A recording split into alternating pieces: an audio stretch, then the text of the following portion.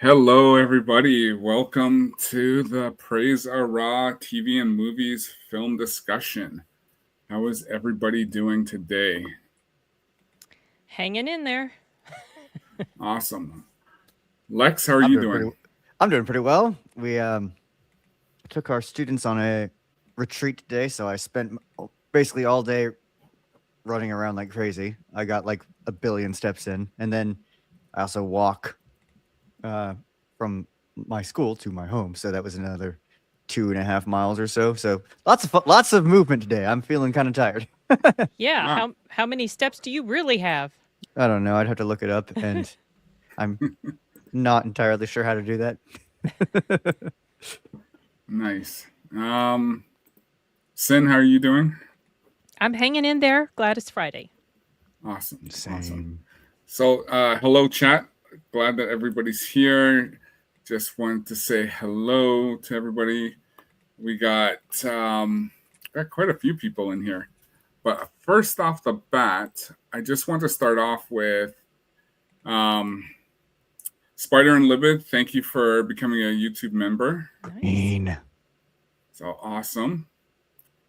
And then Misi Dawn with the 5 gifted memberships. Thank you very much. Wow. So yeah, right off the bat. So we're getting going. So that's awesome. So we are tonight, everybody, we're gonna be talking about a couple movies. We're gonna be talking about let me just share my screen quickly. We are going to be talking about which I had we had everybody watch, but some of us already watched them before. Hold on one second. Many Once times. or twice. Many times before. I didn't even have to rewatch the Terminator, y'all. I've seen this so many times. I mean, I did start to rewatch it, but I didn't have to finish it because I've watched this so many times. Yeah, so we did 2 movies. We're doing Terminator, the original, and then the original Universal Soldier, which is one of my favorite movies. You know what? Because myself and Sin has seen this, we're just gonna throw Lex right into the lion's den. So we're starting off And- with Terminator, huh? Okay. Yeah, so we're starting off with Terminator. I thought I did a review on Critic List, and everyone, please go to support Blame criticlist.com. Great site, just it's perfect. It's better than Rotten Tomatoes and IMDb. So this is a site you want to go to. So I just did one a little while ago. I thought I did one, but I didn't. So, and I know Krista Nova, she actually just watched. She watched it last night. So I mentioned, hey, we're going to be watching Sin and Lex. We're going to be watching this tonight. So Lex, the floor is yours. Okay, so we're talking about Terminator, right? Yeah. Yes, and you've never seen it before. I wish I could watch it for the first time again. The first word that I have to say, like, it has to, like, you just got to start by saying, it's cool. Right. That's the first vibe you get from it, is just that sense of coolness. Let me tell you, the experience of watching anything on Amazon these days, which is what I did, is awful. Like, it doesn't matter what browser I use, it always, like, the player shuts down a ton of times, and so, like, it is pretty kind of glitchy. So I need to figure out how to get, like, physical media stuff, because Yes. these things are just so terrible. But the opening scenes where they, like, the lightning and they phase in and everything is just like, oh, cool.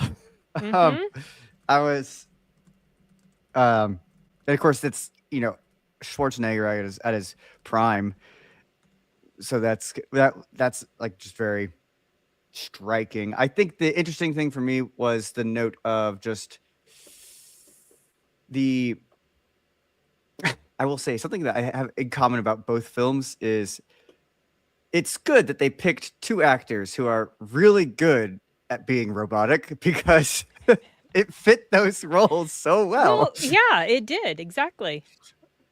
Yep. So that was just a funny thought I had when I was watching Universal Soldier. I was like, man, both these characters are really good at not acting. But that was the acting, was acting like this robotic character. He was actually wanting to be the character of Reese. Schwarzenegger? Yes. And Lance Henriksen, who played the white police detective, the one who was always saying stupid stuff and his commanding officer or whatever kept telling him to shut up, he wanted to be the Terminator. Well, Yeah. I think they cast the actual casting went a bit better. Agreed. Completely. The soundtrack isn't for Terminator. Soundtrack isn't pretty, but it is fitting. It's it definitely fits the whole vibe of the film, which is one thing that I guess I do appreciate that. I don't know. What else do I say?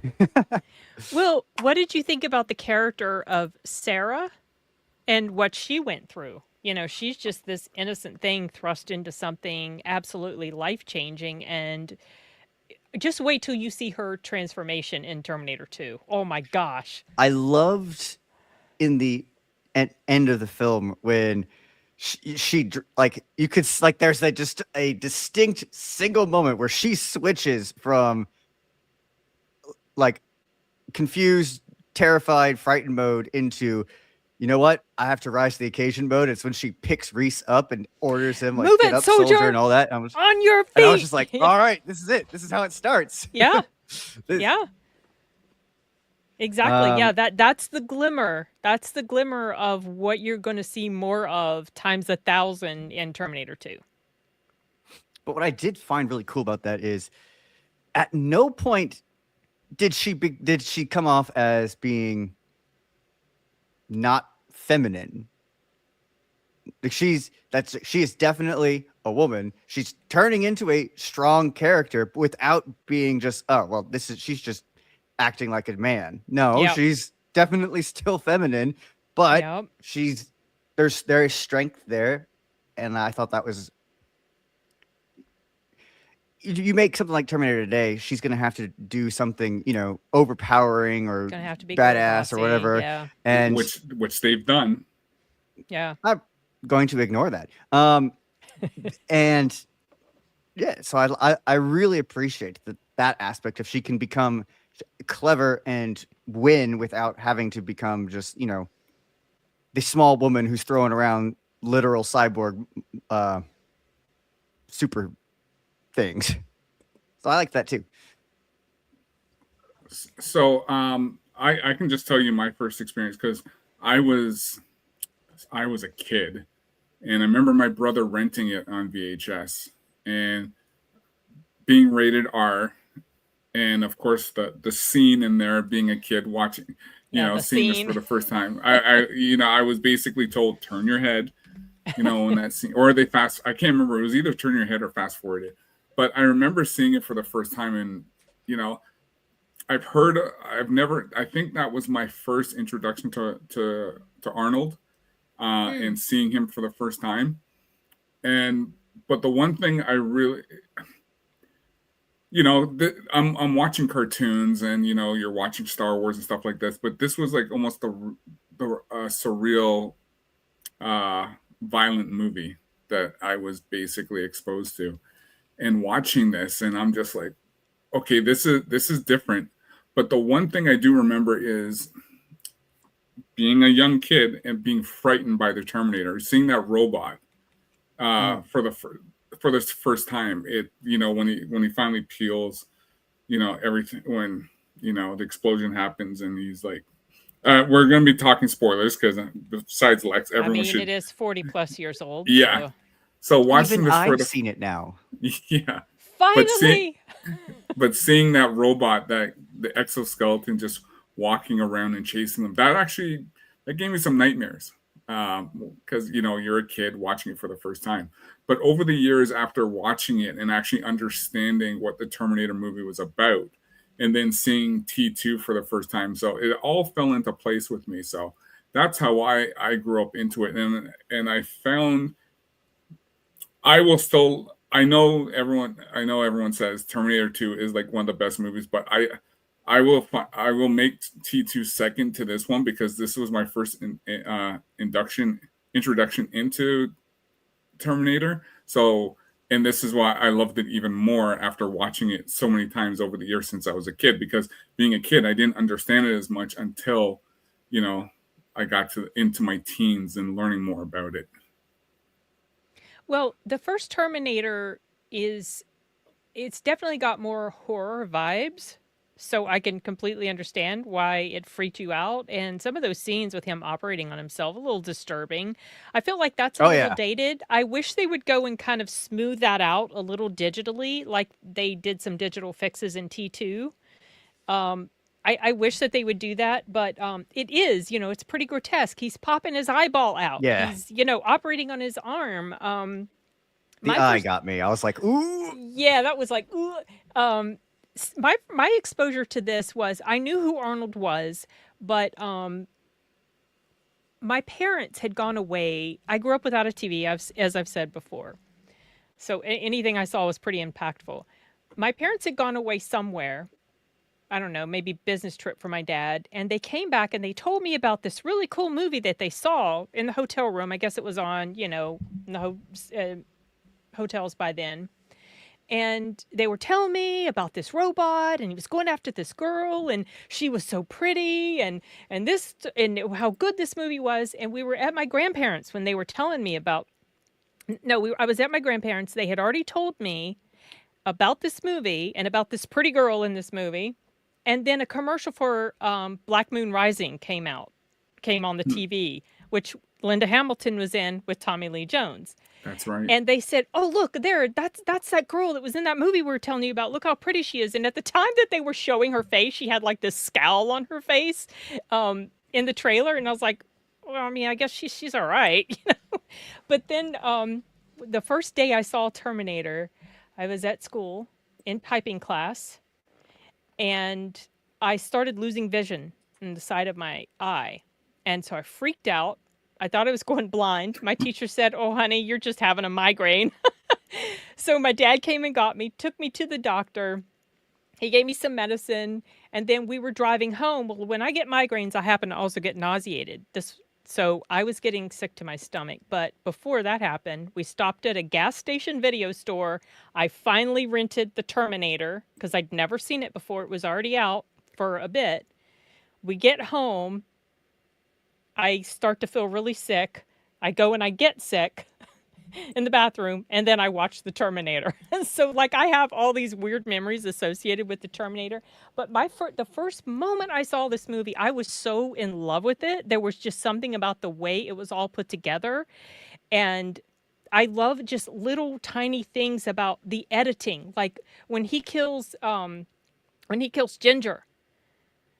Just the quick shot of her fingers spasming when she's getting shot. I mean, little tiny things like that. I just was very enthralled by the storytelling. And then the whole loop about Reese being the father of John, which I didn't see coming at all. Like for some reason, just went right over my head. They had sex, whatever, but it just never entered my pea brain at the time that, oh my gosh, they're going to make John right here. John is being made. And I just absolutely adored this film. It became a #1 film, and then Terminator 2 came out. And in 1991, and that then became my #1 film. But these two are very, very, they're like almost neck and neck.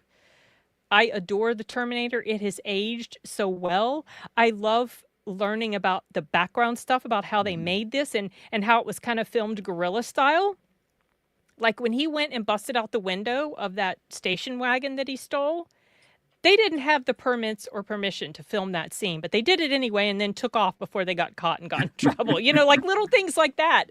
I love one of my favorite scenes in here is the scene in Tech Noir when he's coming into the bar and just how the timing of everything, it was so well done. She knocks her ginger ale off the table, bends down to pick it up at the exact moment he's passing by behind her, and so he can't see her because she's bent over. Then she sits up, she sees Reese, the Terminator turns around and sees her, and it's like he just enters shark mode. He just gets this look on his face, and he just starts. Oh, I love how that entire thing plays together. And this movie has never gotten old. I wish they had not cut out one of the final scenes in the movie before it shows her in Mexico or heading down to Mexico. There is a scene in the movie, Lex, you wouldn't know this, but so, and it ties directly into T2. I don't even know if I should say this though, Cole. Well, I think we should leave it, let him watch it. Okay, yeah. Because we've seen it enough times. Well, I don't want to tell that scene that they cut out, which is vital to have kept it in, but maybe at the time they didn't know they were going to actually make a T2. So I'll leave that out. We'll talk about it maybe after you've seen T2, Lex. All right. So one of the things I want to point out too is I think they did a fantastic job in casting. Paul Winfield, Lance Hickerson, Arnold, Michael Ben, and of course Linda Hamilton. One of the characters over I guess when like I said, when getting older, I recognize was Ginger's boyfriend, Rick Rovanovich, who actually played Slider in Top Gun, Iceman. That's right. He also played in Roxanne, I think. Yeah, excuse me. Played Iceman's backseater. So it was really cool to see that. But the casting, I think they they did it really well, and how everyone, and of course the doctor, I can't remember his name. Earl Bowen, is that his name? Yeah. Yeah. So I really liked how they set everything up with the cast, and like I said, growing up now, I'm learning, I'm understanding more, and you realize how everything plays out in this, why the Terminator was sent back in time, why it was critical to take out Sarah Connor, and just stuff like that was just it was really eye-wrenching, I guess, in a way, thinking, can this really happen? So these are the things, you grow up, and then of course ask me in 3 years. Yeah. And of course watching the deleted scenes. Yeah. There was one scene where they're at the ending, and I know Lex, you didn't see them, but because you just watched the movie. But yeah, there was that one ending scene that it was another ending where they were actually at Cyberdyne, and they see the chip and everything. So it was pretty cool. Are you talking about the deleted ending? Yeah. So that factory where they had the battle, that was a Cyberdyne factory. And that's what that deleted scene tells you. No, I don't think so, because they made some fixes in T2 that I think elevate that movie even more. Like the stunt guy who drives off the wall down into the canal where the chase is happening, or the channel where the chase is happening. You could tell that was a stunt man, because it's just very obvious. But when they re-released it in 2017, they digitally put Arnold's face on there. These are changes that I actually like. And to me, watching Terminator 84, when he's doing the operation on his face, it's so painfully obvious it's just a robotic head and a robotic arm, and I would like it to look more real. So, just kind of smooth it out a little. I'm not saying replace it completely, but I saw someone do that. Someone actually did make those fixes, and it looks so much better to me, personally. Well, I like the practical effects, and of course that one part where you didn't like, of doing the okay, so it was kind of creepy, but it was kind of cool when he sticks the X-Acto Like knife this, basically, yeah, or and whatever. Yeah. then of course, Scalpel. and then when you're seeing, because you don't really know anything until you see the red, the red pupil of the eye then moving around and scan, like what you he was understand like this. underneath. Yeah. Yeah, you understand when he was scanning, searching, and looking for stuff before, but this is now okay, what is this thing?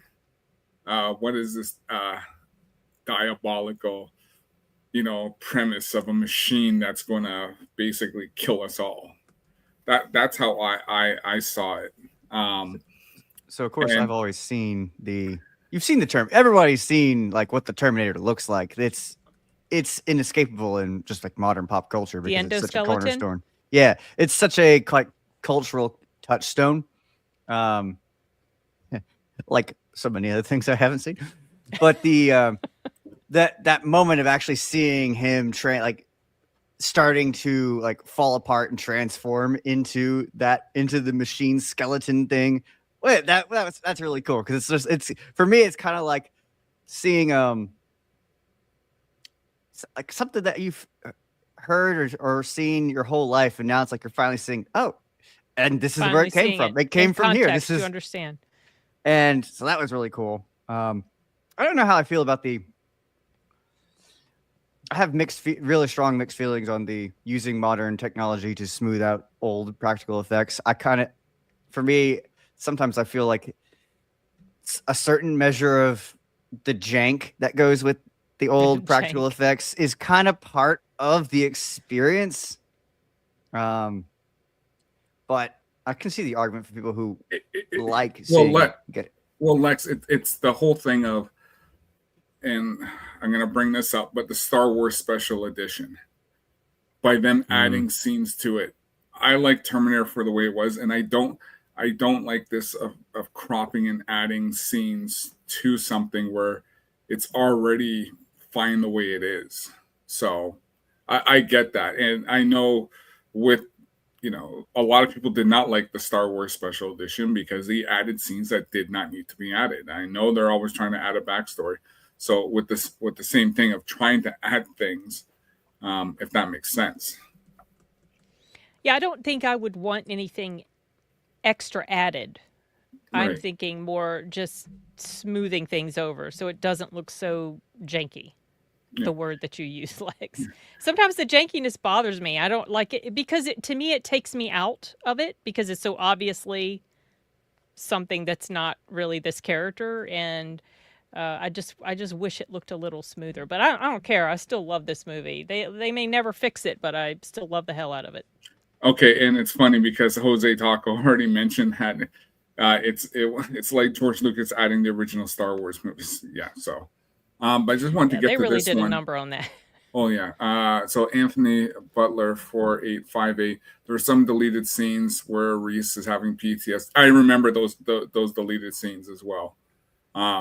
Yeah, I would agree. I think that scene could have been left in because there was more of a backstory. Mm-hmm. Were they worried about like runtime or something? Why did they cut out some of those scenes? Back then, it's always so choppy of what you want to keep in and what you want to delete. So I know that scene in T2, the chip removal, they removed that from the theatrical cut, which I think was a huge mistake. But James Cameron specifically said it was for timing purposes, that scene. So as far as why they removed these other scenes that we've already talked about from the first Terminator, don't know. Maybe timing. I don't remember if I've seen him talk about those deleted scenes on the multiple DVDs and Blu-rays I have of the Terminator movie. So this is an interesting question from Bonzo. Have we discussed how it's possible to send your father back into the past to conceive you in the first place? I don't know. When you say possible, Bonzo, do you mean just like emotionally possible? How is it emotionally possible for him to do that knowing he's sending his father to his death? I mean, she kind of addresses that at the very end when she's making those recordings. You know, if you don't send Kyle, you can never be. So it's this terrible, vicious loop thing that that they're stuck in. He has to send him back. He has to.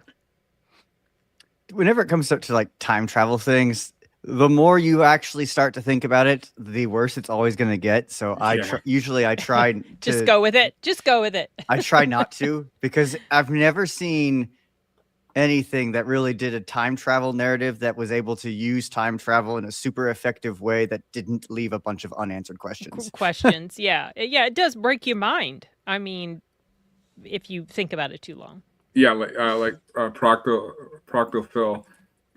Yeah, it sounds like a logistical nightmare because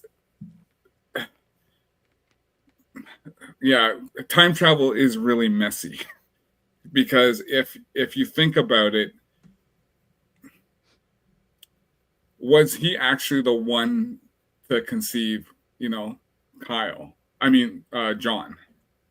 You know what I mean? It's there's so many variables where it's like, what if it was somebody else she met? Or was it destined that he go back to do this? Did John actually send him back in time to say, hey, listen, you got to not only protect her, but you have to mate with her so I can get born. You know what I mean?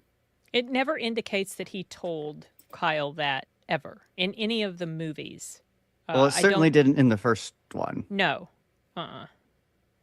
Not even in. I don't even think in Genesis. And they played around with that timeline quite a bit. They didn't even address it. Yeah, and that's why I guess, what True Vincent says, to enjoy time travel movies, check your brain at the door. But sometimes it's hard because you want to dissect everything when it comes, to time travel. Like, does A go to B? Does B go to C? And right. Then, reverse itself. So Anthony just addressed what we were talking about, that deleted scene. So it sounds like Cameron just didn't like the two guys. I think he should have checked his ego, left it at the door. I say that's so petty. Because that is a vital scene, especially when it comes to T2. I mean, yeah, it's vital. It kind of, not really because it's sort of explained in T2, but it's cool because it completes this loop. The whole loop with Kyle creating John, then dying, then being born again years later, then fighting in this war, and John is his commander, and then he goes back again. It's like the whole thing where they find the chip at that factory. That's what sets this. I mean, it's just like, it's a really cool, crazy loop that does break your brain if you talk about it or if you think about it too long. So just going into, I guess, some of the movie, this wasn't really Arnold's first role, but it would be his first basically mainstream, if you want to call it, role. Because I think he did Conan before this. Yeah, he did. But I mean, like, I watched Conan like after Terminator, but like I said, I didn't really know Arnold until Terminator. And the fact that he doesn't really say much, in just trying to figure out who his character and what his character is about, he's just this, I can almost put it off as he's a bounty hunter looking for somebody. And that's how I kind of figured out, kind of looked at it at that point. Like, why is this guy, he gets somewhere, goes into a phone booth and looks up these names, and okay, he's hunting these people down. But it's just and of course now the application of why he's doing, when you first meet Kyle and when they meet, and now you know why he's there. What were your points on that? I'm sorry, I was chatting in the chat. No worries. Can you rephrase that question? Sorry, I got distracted by I people. guess when Arnold first arrives and he's looking, I thought of him as almost like a bounty hunter. So I'm just trying to figure out, what would you think of his, like, what did you think of him when he was like, this guy just shows up out of nowhere? So the very first time I saw it, I honestly did not even really know.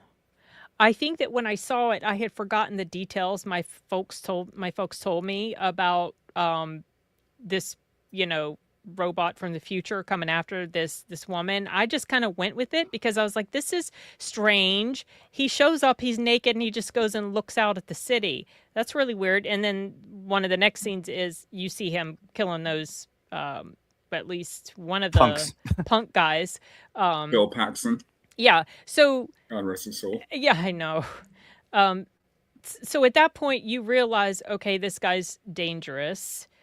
And I didn't think about it as being bounty hunter or anything. I just didn't know what was going to be up with him. What was the deal? And then of course Kyle shows up and he's fighting with police officers, but he doesn't kill anybody. He never kills anybody. So that kind of, those are hints. Those are very clear hints to you, the difference between these two characters. However, it's not really made clear who's good and who's bad until Tech Noir happens, because she sees Kyle on the side of the, on the sidewalk as she's walking down the street, and she's freaked out because she knows that someone's killing Sarah Connors all over the city.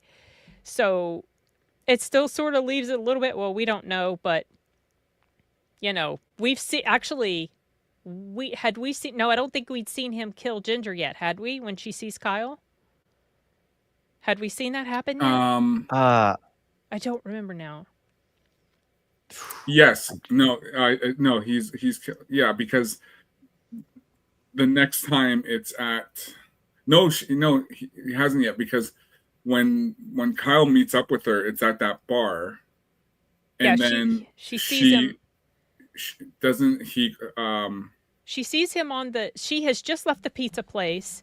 She's seen that the second Sarah Connor has been killed, and she's freaked out. So she's walking down the sidewalk, and she passes by Kyle, and he looks suspicious because he's eyeballing her. And then she goes into Tech Noir. Yeah.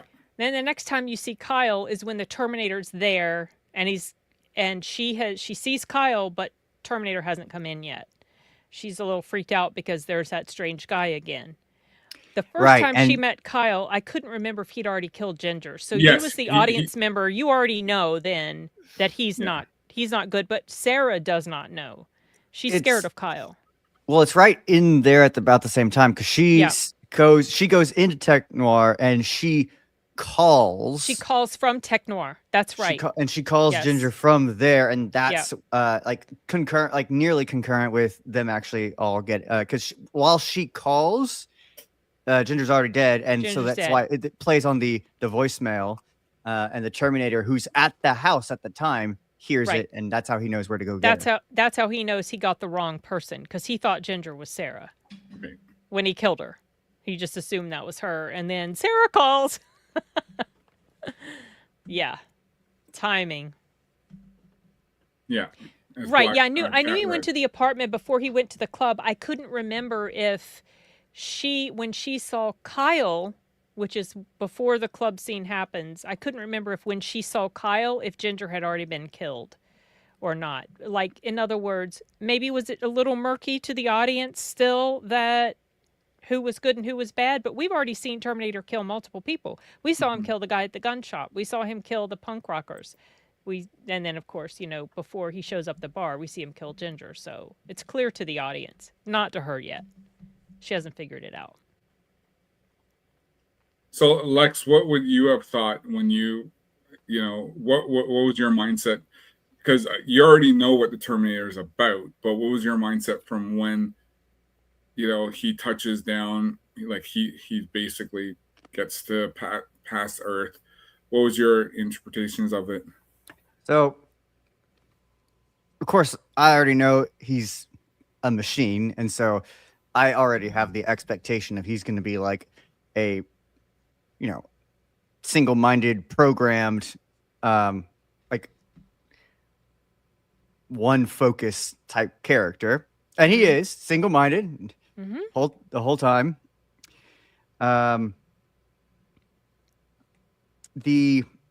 Which, I mean, I guess that colors the whole expectation for me. Is I know what his mission is already, because it's like I said, you can't spoil this 40-year-old movie that's such a cultural milestone. You know why he's there. You know what his job is, and so it's just like, yep, there he goes. I was a little surprised that a movie and maybe this just tells you how little I know about movies from the 80s, but I was surprised at the fact that they had him that like naked that much on screen, and I was like, okay, I guess, because I always just thought the superabundance of male nudity I always attribute to being more of a modern thing in Hollywood, not. No, they showed butts back in the 80s too. Well, having seen no films from back then, I don't know that. You can even see more than his butt in the first one when he's walking up to the punk rockers. That's true. You can see things swinging in the shadows. So, it's seeing some of those lines also that he says throughout the film. I don't know if they were intended to be funny, but they do come off as slightly humorous to me now, partially because they're which ones?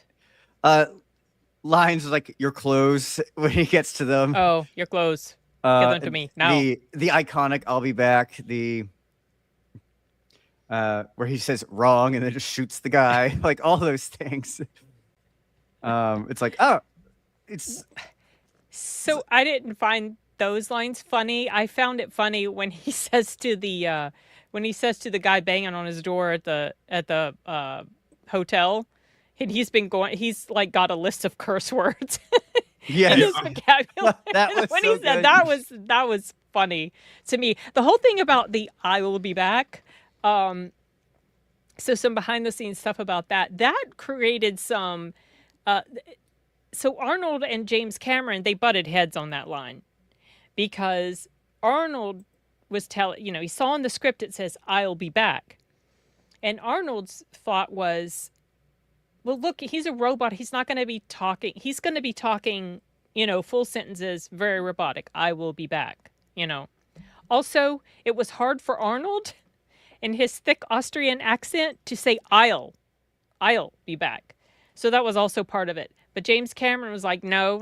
He just refused to let Arnold do it the way Arnold wanted to. And Arnold now admits, he was right. I'm glad he, pushed back against me on that. But I always think about that when I see that line now, when I see him say that. I always like, that part. Nice night for a walk. Yeah. But that one part when he's searching for the curse word, Yes. He's doing a combination. Yeah, I thought that was pretty cool because he's trying to figure out the one. But it was funny though. There was the one scene when he's leaving the hotel room, and he has the shotgun and the machine gun in his hand, and he walks out, and there's the black homie that walks by, and he just says, "Damn." Yeah. And it's walks just like, out of a room, sees him, damn, like goes back inside. I laughed so hard. He's like all armed up. So it's one of those things. Is just like, how in a lot of movies where the black guys just, they don't want to know anything about white people's business. So that was one of the scenes that I have always laughed at, because it's true. It's just like, what, this guy has weapons. I don't want nothing to do with them. Yep. He's focused. Don't get in his way. That is none of my business. Bye. I did find it interesting because watching it on Amazon, it gives me little notes as it goes by of like trivia and things. Mm-hmm. And I learned that when Terminator gets hit by the cop car, that the cop who hit him, yes, and then like phones it in. I learned that was the co-writer of the film, which I thought was neat. That he gets put in there. Yes, and he shows up in the second film too. And Okay, I apparently, did not know according that. to, yes, he's the guy that's taking the picture when one of the characters goes through the glass at the mall. And James Cameron said that is supposed to be the same character. Hence the look on his face when he Okay. sees this event happen. Anyway, No. I thought that was really interesting that they gave the co-writer a cameo. Little small part. Yeah, I've known that for a long, long time. These are little bits of trivia that I found out by listening to the audio commentaries about these movies, which I always enjoy listening to. Oh, nice.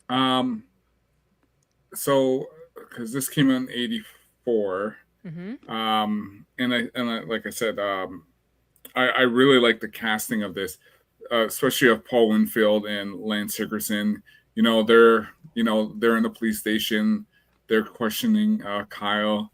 They're they're just smoking up a storm with cigarettes. And of course, and you don't see Lance Hickerson until Aliens, but just him. Just the way they were as cops, I just thought they did a really good job in acting. And I don't think I've seen Lance before in anything. Well, I was a kid, but I mean afterwards when I'm watching. No, because watching a lot of 80s. Did you see Pumpkinhead? No, I didn't. Ah, okay. I've heard of it, but I've never seen it. Oh, did you see Near Dark? No. Oh, you should watch that. It's a good one. Pretty good one. I'll put it on the list. So, but yeah, and it's funny because, and Lex and a lot of people in the chat will know that I play a lot of video games like Modern Warfare. And you do? Yeah. You're a funny guy. But Lance Hickerson is he's one of the characters in Modern Warfare 2 in the campaign. So he plays General Shepard. So, and because he sounds trustworthy. Yeah, when you hear his voice and he's talking, he goes, "Hey, I know that guy." Then you see the credits and everything, and it's him. So he plays the one of the main bad. Well, I wouldn't call him bad, but he has his motive. So it was pretty cool seeing him in there. And then of course I really liked Paul Winfield's character because he was been in a lot. I liked his whole vibe. Like he was just so jaded. He was he just came across as someone who was just kind of tired of the whole thing, very cynical about everything. He treated Lance's character kind of rude sometimes, but Lance's character just sat there and took it because he just I don't know, he was a little wimpy at times. Yeah. But their dynamic was funny. I did like when they were on screen. Yeah, it was great. The interview. Go ahead. I thought the whole scene of them interviewing, of Kyle being interviewed, I thought that was actually really well done. And then as they're reviewing the videotape and the commentary and all that, I thought that was actually a really good scene. Yeah, you talking about the crazy things that Lance Henriksen's character would say? Yes. He was funny. They're just I could make a character out of this guy. I'm just he always had these crazy meta little things that he would throw out there about it, about the situation. And then the psychiatrist guy. Oh my gosh. Yeah. Yes. Also really good. Yes. James Cameron talked about him in some of the commentaries, audio commentaries, and he was talking about how well he plays such a smarmy, snarky sort of character. Just his whole face, his whole presence, his aura, his everything. I don't know.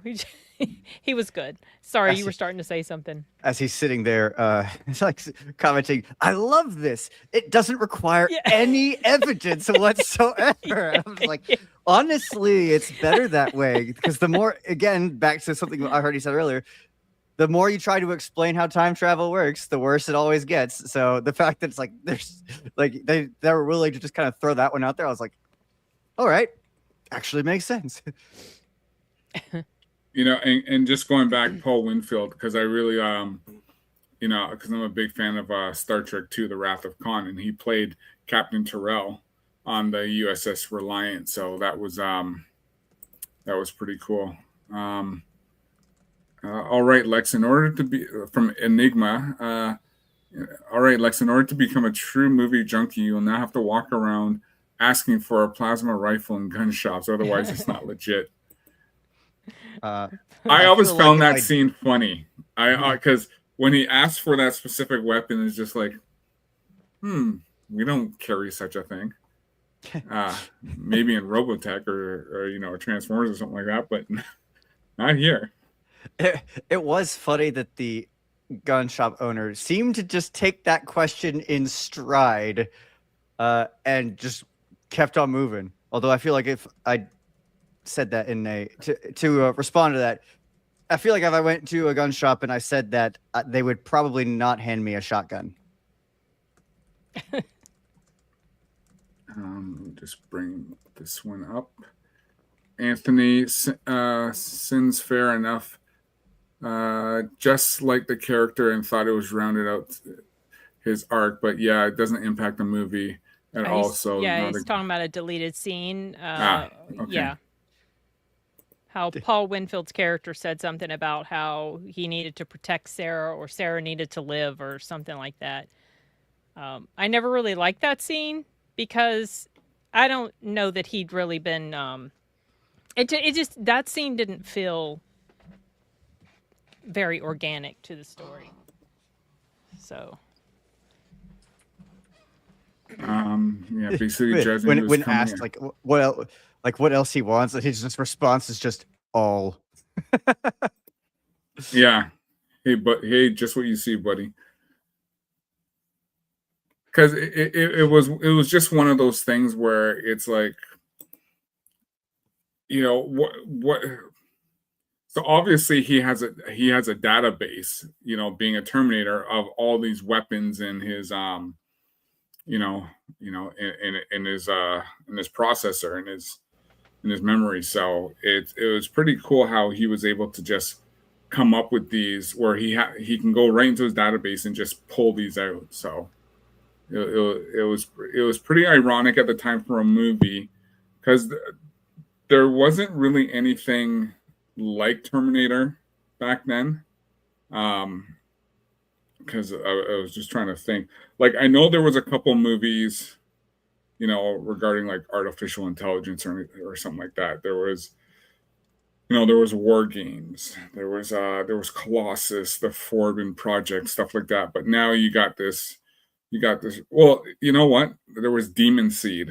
I don't know if anyone remembers that movie, but you know, basically a robot intelligence. But like with this, you know, for what James Cameron's vision of, you know, having this, I guess, this vision of where machines take over, basically machines taking over the planet. So. Yeah, the it kind of a big theme of like, in the future, guys are going to take over. They will, but I don't know. Trying to thinking back through the movie, since it's still just literally so fresh in my mind.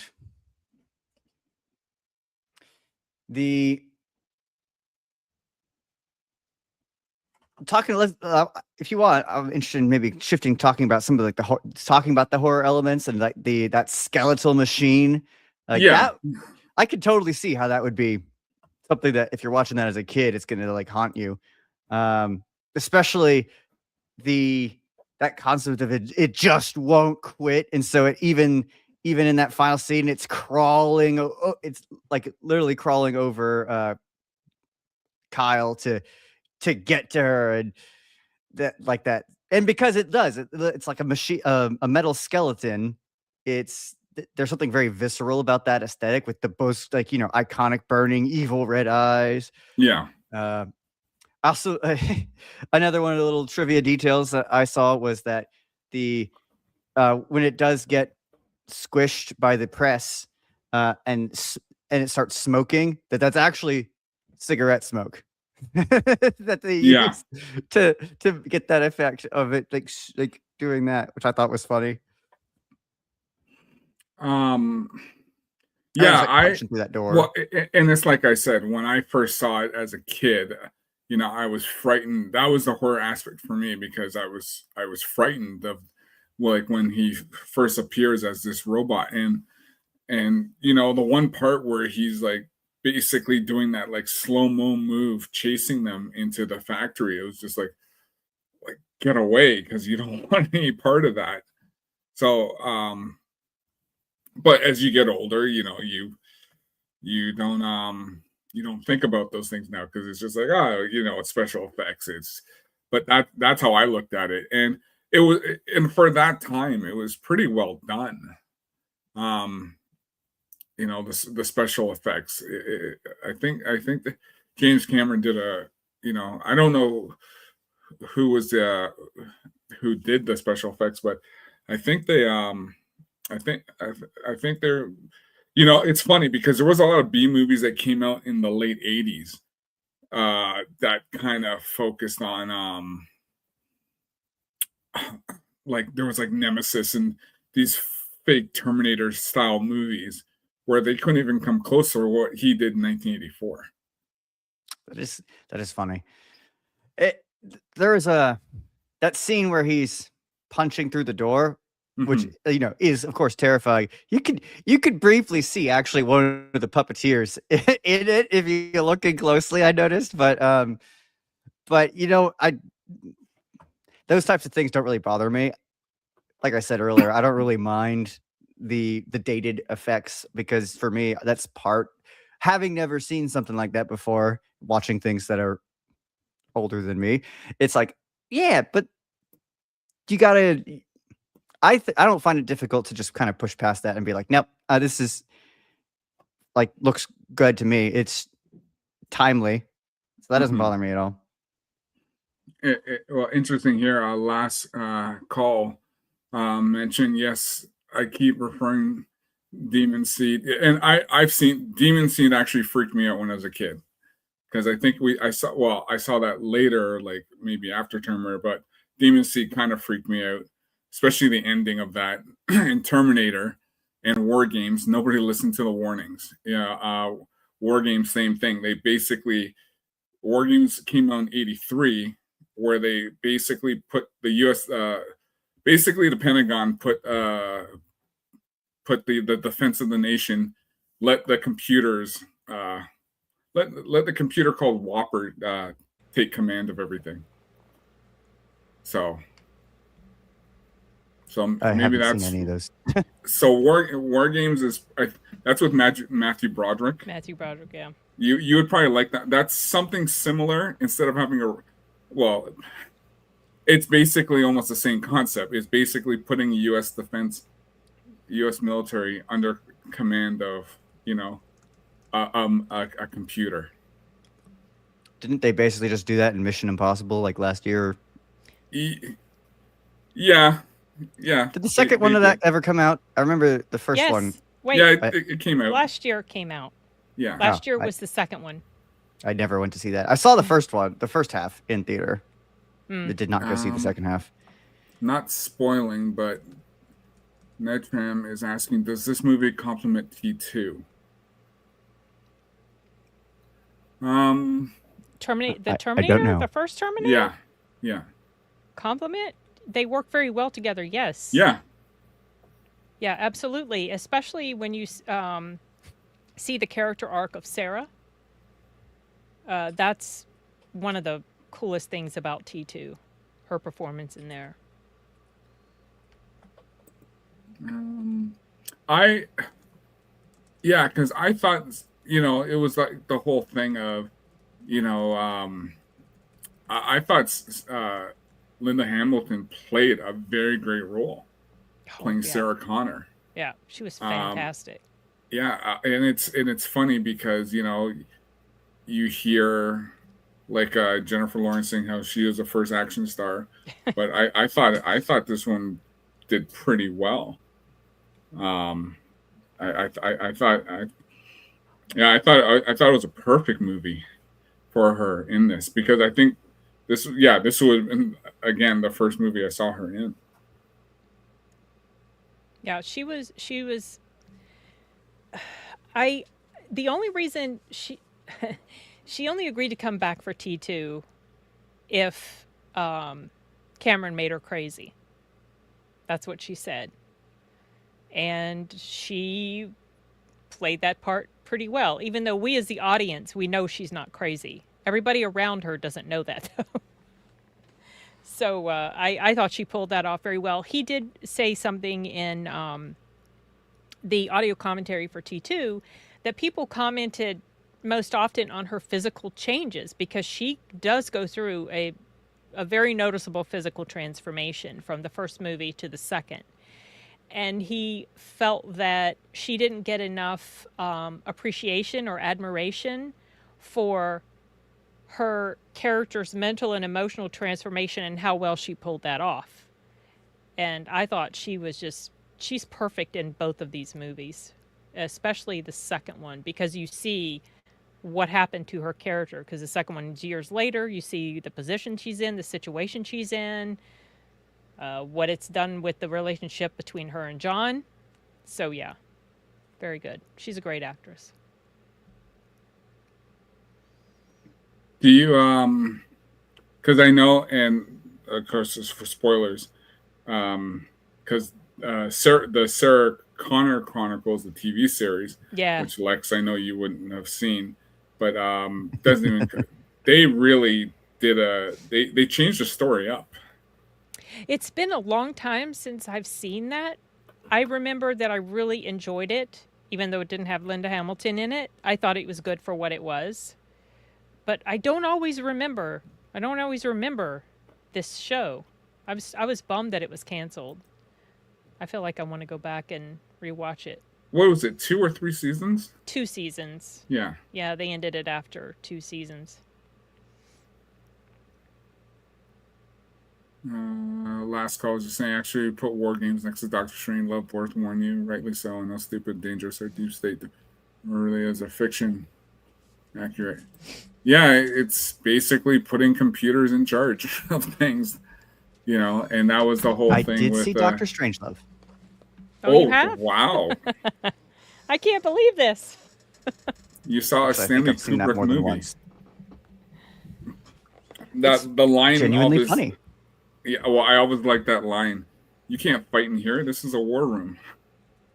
Yeah, it's genuinely a funny movie.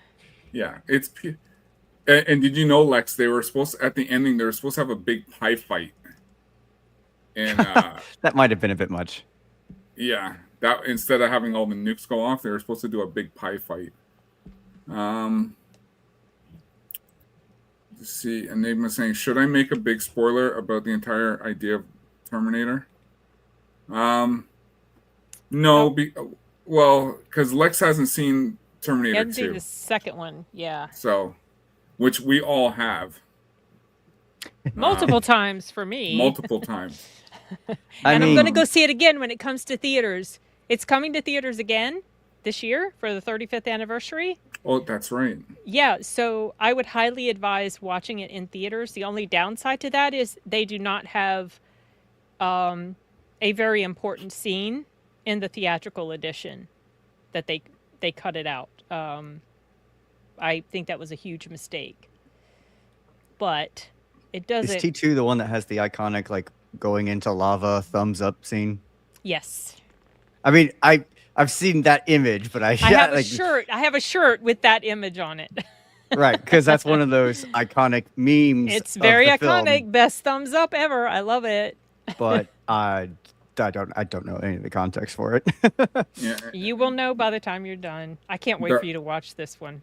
And Darth Yeager saying Terminator: The Sarah Connor Chronicles was a great piece of lost sci-fi TV.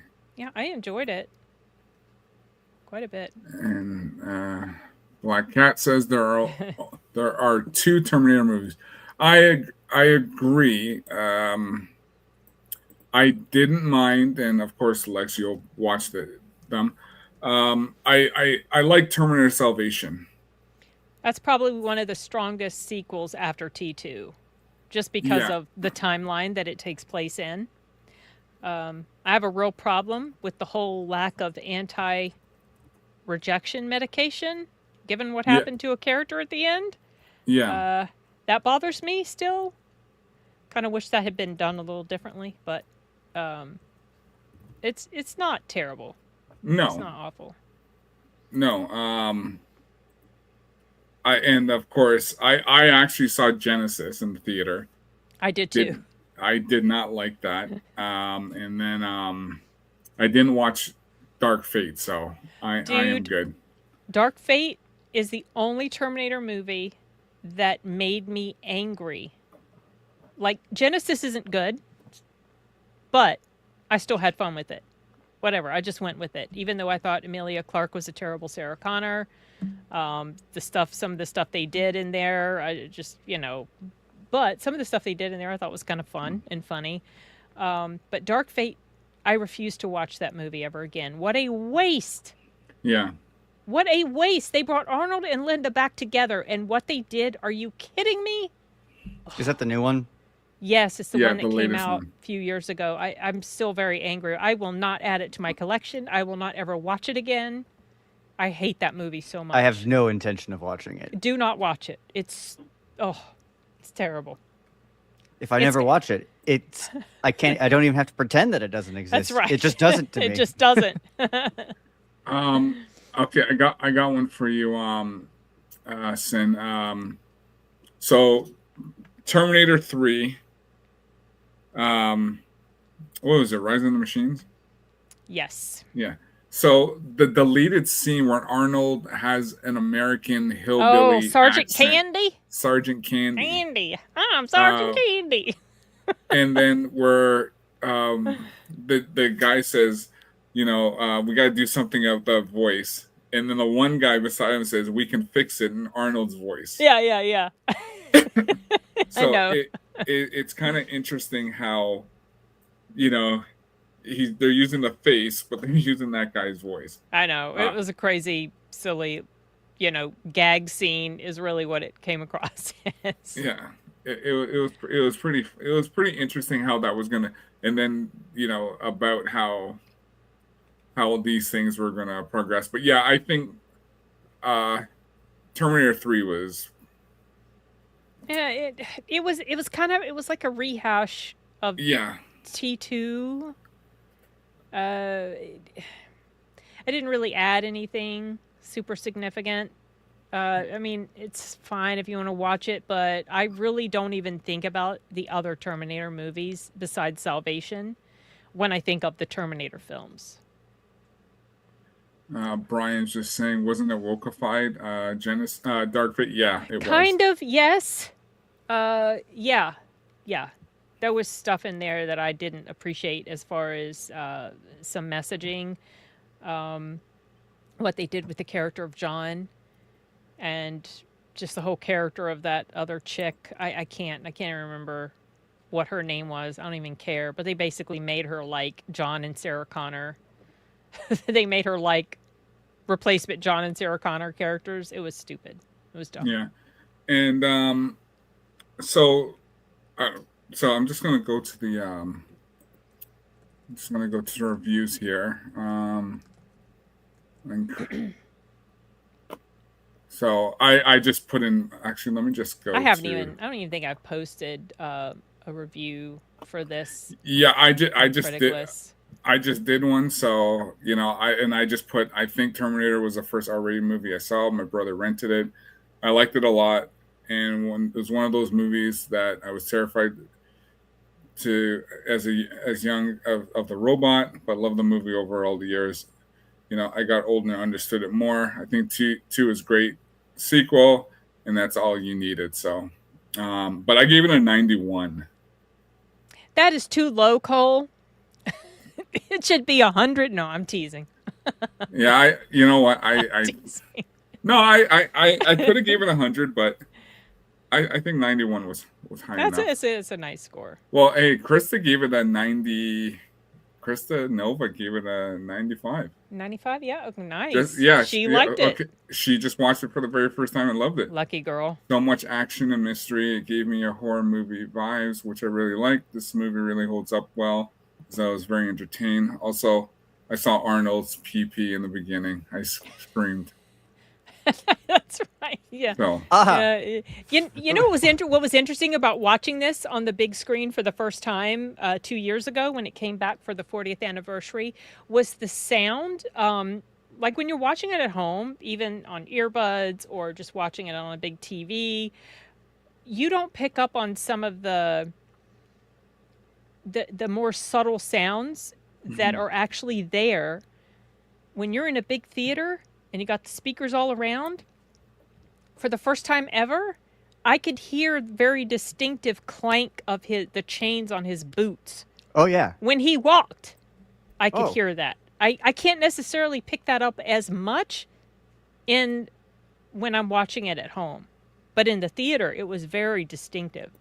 And I noticed that. You noticed that? I thought that was good. At first, I couldn't tell is that him be like sounding robotic because he's walking, and I was like, now I remember what his outfit is. Yeah. I thought it was really funny that Robot from Future comes back, takes Punk's clothing, and continues to wear Punk's gloves. Even I was just like, why? Yeah. Why? But okay. So, Lex, what would you give it? Part of my rating has to take into just the fact of how significant of a movie it is. I can't divorce my opinion on the movie from the fact that I know how much of a cultural milestone it is. So, which I think is a good thing. I think it's cool. I would say I would put it in the A range, so 90 to 100, somewhere in there. It's a classic that everyone should see, just because everyone's heard quotes from it and all of that, and it's just kind of one of those things you gotta see it. But even then, it's fun, it's cool. Yeah, it's got some good horror elements in there. That the Terminator is scary. It just is. Even if it is kind of jank puppet, it's still just like that thing that when it's coming through that door, when it's crawling, when it reaches through. Yeah, I know. And yeah, I'm just like, ooh, yeah, that's good. There's something that skeletal, mechanical hybrid there, the cyborg that they call it. I did love that by the way, the describing, well, why can the cyborg come back? Because it's wrapped in living tissue. It's like, okay. Yeah, 90 to 100. It's one of those things, like I said, its visuals are great. Its plot, I don't think it has an extremely complicated plot and doesn't need one. The soundtrack is not the type of thing that I think anyone's going to sit down and just listen to. But I have the anyone soundtrack. Except for you. That said, it fits the vibe, so that's how I feel. Okay, cool. Yeah. Hold on, let me just bring this up quickly. Projectile, it says, Lex, interesting idea, but wouldn't the rating system inherently limit the quality of modern movies? Is it hard to make an impact given the sheer amount that are coming out? No, it's hard to make an impact because everything that's coming out is buns. Yeah. There's a certain, I guess what I'm wanting to acknowledge is I have a certain preset bias going into a movie like Terminator where I'm expecting to like it. I can't really go into it blind. I'm vaguely aware of the plot line in general, and then also the fact that it's everywhere. Everyone's heard of it. Everyone except for me has seen it. It's there. I take that into it. Definitely colors the fact like I had high expectations and I enjoyed it. So I'm glad you liked it. I figured you would. Awesome. Yeah, like I said, I think it's a great movie.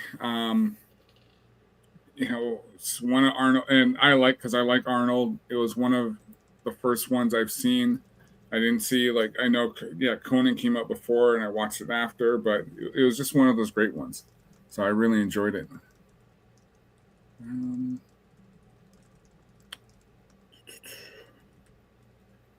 Okay, just one sec.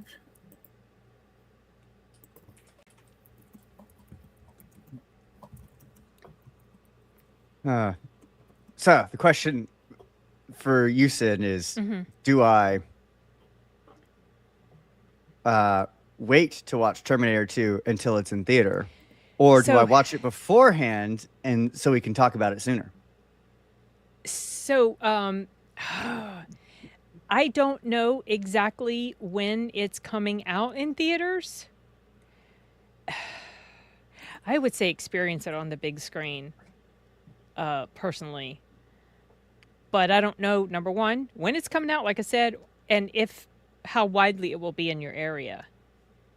I guess that's something we can talk about. I live in a big city. I mean, watching it on the big screen, yeah, that's going to be so, because the score and the action, oh my gosh. And that's what you want. You always, like, I felt bad, like, okay, and I saw T2 on the big screen, so it's a movie you have to watch. I think agree. Hopefully it'll be soon. I mean, it'd be cool if it came like around its actual anniversary in July. Maybe. Just sending you something in the private chat. Oh, okay. So you got that. Okay. Yeah, I didn't see it. Okay, so here I was away. Yeah. So there's a $10 super chat from Anthony Butler. Oh, Anthony, he was the one that was in the chat earlier. Yeah. 10 British pounds, as Gary would say, proper money. At Cyn, thanks for the stream and for your time. Good night. I'm so sorry. There, I see it now. Maybe if he just did it, that's if you're still here, Anthony, I thought that he left a while back. I think so. It may have just popped up. Oh, okay. That's very kind. Thank you very much. And I missed that other comment that you popped up just now. Oh, someone agreed with me?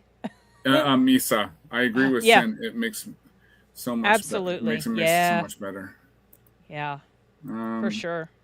And then get it on Blu-ray and watch it now. It's effing awesome. There you go, Cyn. I mean, there you go, Lex.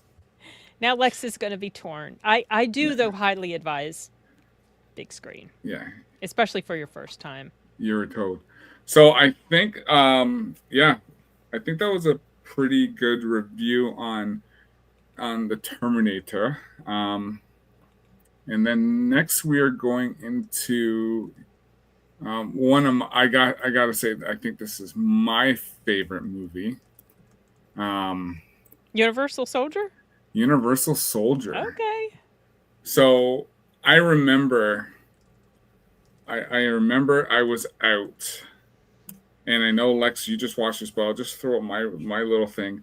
I remember I was out with a buddy of mine, and I can't remember, but I was at home. I think it was at his place or my place, but we saw the trailer for Universal Soldier, and I was just like, "What is this?" You got Jean-Claude Van Damme and you got Dolph Lundgren, and I'm just like, this looks so cool. And you basically, because this is 1992, you got like two of the biggest stars in Hollywood, in one movie. It's like when we talk about, I'm a big Contra guy, the NES game, always wanted a Contra game, and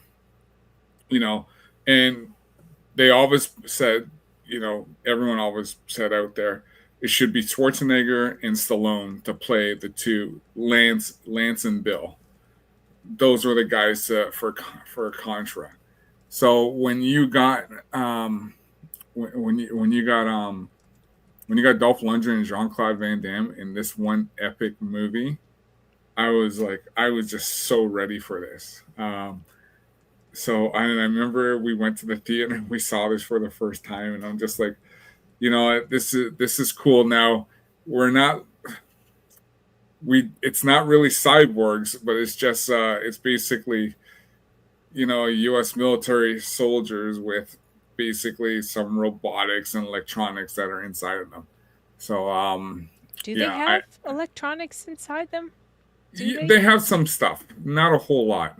Okay. But there, you know, there's the one scene where they're pulling the tracker out of his leg, and oh, you know, yeah, that's right. Yeah, right. So because they're basically enhanced humans, so you know, and they got to use that special serum.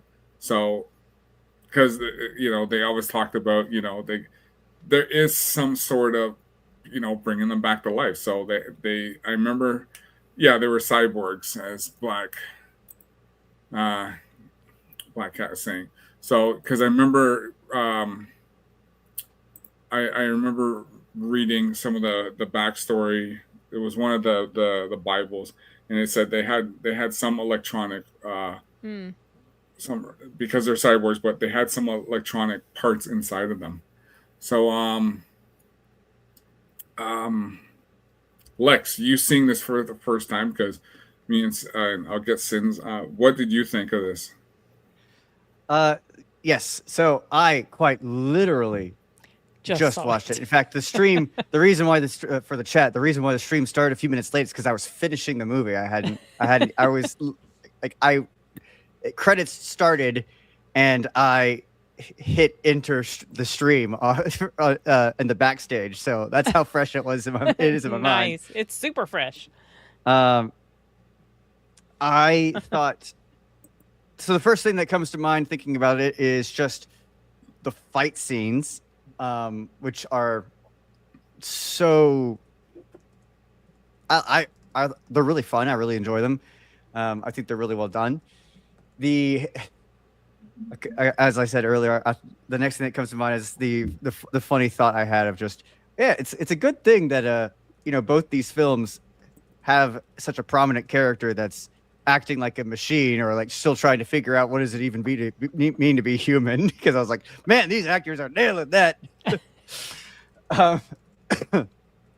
The premise of like, hey, we're gonna resurrect. It's basically a secret program to resurrect soldiers that have been frozen for like 25 years. Actually, for exactly 25 years. And then as they wake up, the two main ones basically quickly revert back to the last like memory and feeling that they had while they were still alive. So Van Damme's character, Devereaux, just wants to go home, and the character of Scott goes back to making ear necklaces. Which of course is I've seen that before in like other films where they like, it's a necklace of ears, and that's kind of a trope. Is this one of the first examples? Because I don't know. No, I can't remember the movie they did it in, but there was another movie that they did that. I just can't remember what it was. But I've seen it before too, but I also don't remember. Anyway, the character of Scott, as he like steadily seems to like go crazier, but also just like become more and more himself. It almost felt like halfway through the film. I've never seen that movie either. It almost seemed like halfway through the film, it's like all of a sudden, oh, he actually does have a personality, and like starts having quips and gets more sarcastic and whatnot. And whereas it's kind of funny, but like Devereaux's character almost doesn't really seem to have the same, at least as much of an animated personality, to me. Let me see. Just the fight scene, especially like how that the fight scene culminates getting like impaled, and but he's still alive. I thought that was really funny.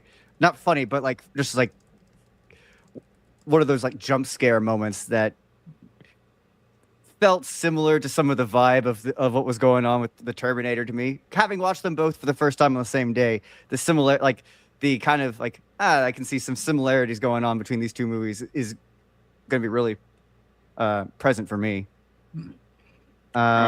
I'm still impressed with Van Damme's like kicks, all his kicks. That's Yep.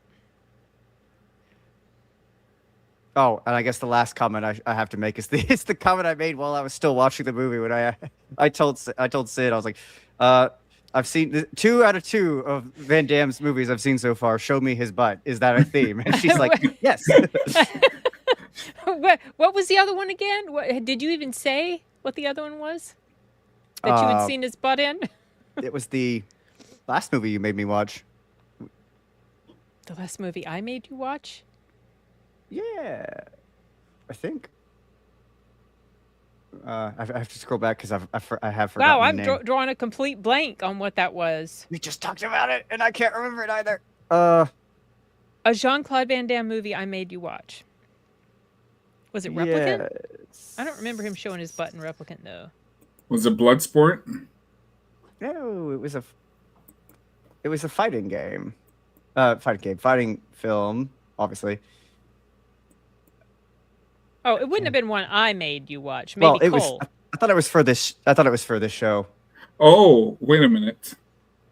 I'm gonna. I can't remember. When I see it. I don't remember him showing his butt in Time Cop. No. Wait, I think I may have bought it, so I can Okay, check. I didn't make you watch it. So. Was it that one? No. Okay, well, belay that. I'll tell you in a second when I find it on Amazon because I think that's where I watched it. Okay. As we say in class, talk amongst yourselves. Okay, so Cyn, what did you think of Universal Soldier? So I really enjoy Universal Soldier. I don't like it as much as the Terminator. Obviously, nothing's really going to beat that except T2. But I enjoyed the differences between the two characters, the Dolph Lundgren character and Jean-Claude Van Damme's character, and how as he became more or started to transition back to being more human, he kind of showed himself as someone who was innocent and just very simple. You know, like not dumb. He's a little backward, because he's been dead for so long, is not even really aware of what's been going on around him, but just very innocent and childlike almost. I was mistaken. It wasn't for y'all's show. It was for Lieutenant Giratina's show that I went on where we were talking about Lionheart. Oh, Lionheart, yeah. Lionheart. Okay, yes. Okay. I was like, I did not remember telling you to watch a Jean-Claude Van Damme movie. I was mistaken. I got people. Everybody has to be watching movies because I haven't seen any. So yeah. So for me, Lex and Cyn, I'll tell you because that opening scene in Vietnam was okay. Yeah, and I'm remembering now Apocalypse Now with the ears, and I actually so when they're saying Pac-Man ice, I'm just like, okay, well, because the beginning of the movie is just like, okay, well, it's like this movie's over because they're dead. Yeah, they both killed each other. So it's like, what's going on next? Now, seeing the trailer was a little different because I can't remember. I remember seeing the trailer and I remember I really liked it, but that was like so long ago. But then when you watch it, but it was just like now I'm watching this movie, they kill each other at the beginning. So what's happening next? And then, and just there's spoilers if you haven't seen it, like Lex, but and then them waking up with these basically cybernetic eye devices, and the one part where they're running down when they jump that up the dam? Yeah. You talking about, yeah, and they're, I saw a copy of this movie where in that scene they were playing a score or parts of a score that had been in Terminator 2. Yes, that's right. But it's not on the copy I have on DVD. They removed it. Oh, okay. So I have the original DVD when it came out, so I got to go back and listen to it. But okay. Oh, and funny thing is on this movie is so to generate some some spice at the premiere launch. Van Damme and Dolph Lundgren had an actual physical, altercation, but they basically called each other up and said, let's do something where this was all staged. Oh, okay. I didn't know about this. They basically staged a fight. A fight, not like but getting into each other's face and just going at it like Oh my gosh. they were angry at each other. So that was all staged because Van Damme and Lundgren both said later, yeah, we talked about that. We wanted to get some intriguement out of this at the red carpet at the premiere. So I thought that was pretty cool. That's so funny because that's something you don't see. But yeah, I get from start to finish, I really enjoyed that movie. So, and some of the actors who played some of the soldiers, there was Tiny Lester. He was, I can't remember his name in Friday. Is he the one that was? Is he the one that was in ice in the trunk when the reporter took his picture? That guy wasn't that guy? That's Ralph Moeller.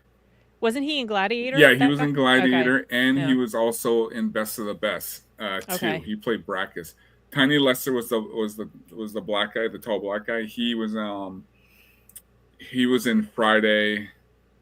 Debo. That's right. He was in Friday. He was in a whole bunch of other stuff. I thought you had the what's her name? The reporter lady. She played in a TV show I used to really like. Yeah. I really liked her character. Yeah, her character was great. But I really liked the the one part I loved was in when they were in the grocery store and GR44 GR76, Ralph Moeller's character grabs the piece of meat, steak, the raw meat, eating it. Yeah, starts eating it, and I love this movie from start to finish. And Lex, to your question, when because in the video game on the NES game Universal Soldier, Scott actually survives because basically the stuff in him kind of grows. It kind of grows back, and then you have to. Ali Walker, that's right. Yep. They kind of grow back in the video game. So, but I love that movie from start to finish, especially when they're using the serum, and they're just they just flipped off the top and just jab themselves in it just to get that super strength. Mm-hmm. I love that. I love every aspect of that movie. I did enjoy the grocery store scene because I love Scott's character going on this just like unhinged rant about the war that's been over for like 25 years to a group of people who have no idea.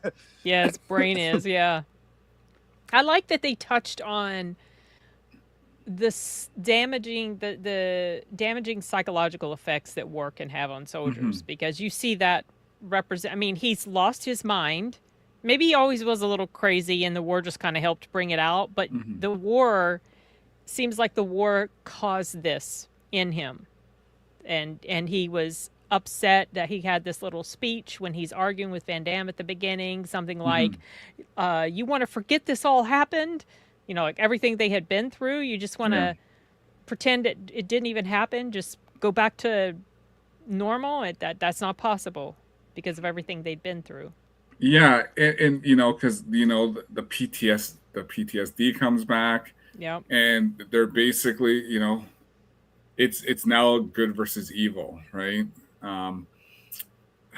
There's the one scene I did love, and Lex, you tell me what you thought of this, is when they're in the hotel and he's busting through walls. And then to get to the last one, she's like, well, knock it down. She thought he could just barrel right through that one too. But I thought that was cool. I don't know. What do you think, Lex? Well, yes, I did. I did think it was cool. It's up there with me though, when he starts pushing the car and then you just see the speed gauge and they're going like over 30 miles an hour or something. And it's just him pushing the car. And also, his character in general is so laconic in a way that I find very amusing, where it's just like one sentence answers for literally everything. Yeah. So, and then of course there's the fight in the diner. Oh yeah. Oh, I love that fight. I just want to eat. I just want to eat. He really liked that food. Yeah, but even you know, when they're the argument between the colonel and the doctors, and they're saying, you know, do you really think, you know, the Pentagon would let us regenerate dead soldiers for this program, you know? And you figured, okay, somebody had the idea back in the Vietnam War to, hey, we're gonna set up this program so we can regenerate dead soldiers to fight in our battles. So, and it's a little, I guess, when you think about the whole Terminator and everything and how that goes, you know, it's basically almost the same concept.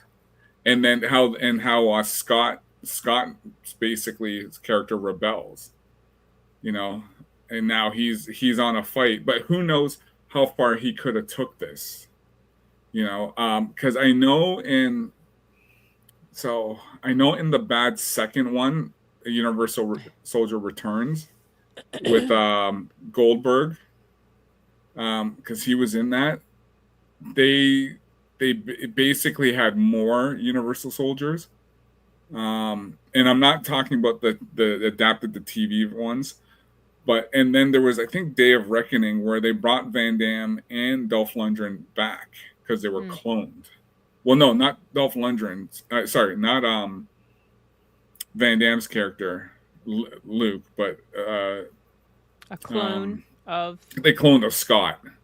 Oh, okay. And they had that big fight at the end, but I thought the premise was fantastic, because this was Mario what was it, Kozar, who did this movie. He's the same guy who did Rambo, you know, because the intro for the Clerico company was basically Stallone. I think that company that did Rambo and First Blood and all these movies, Cliffhanger and stuff like that. But I like the premise of this movie. I think it was pretty cool. And the one thing I really liked is when, you know, they're in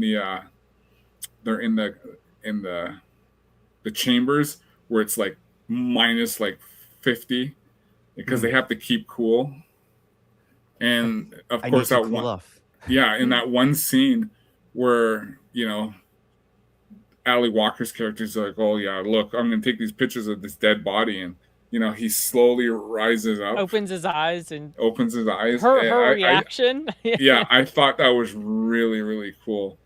And but this is a movie I just really love Universal Soldier.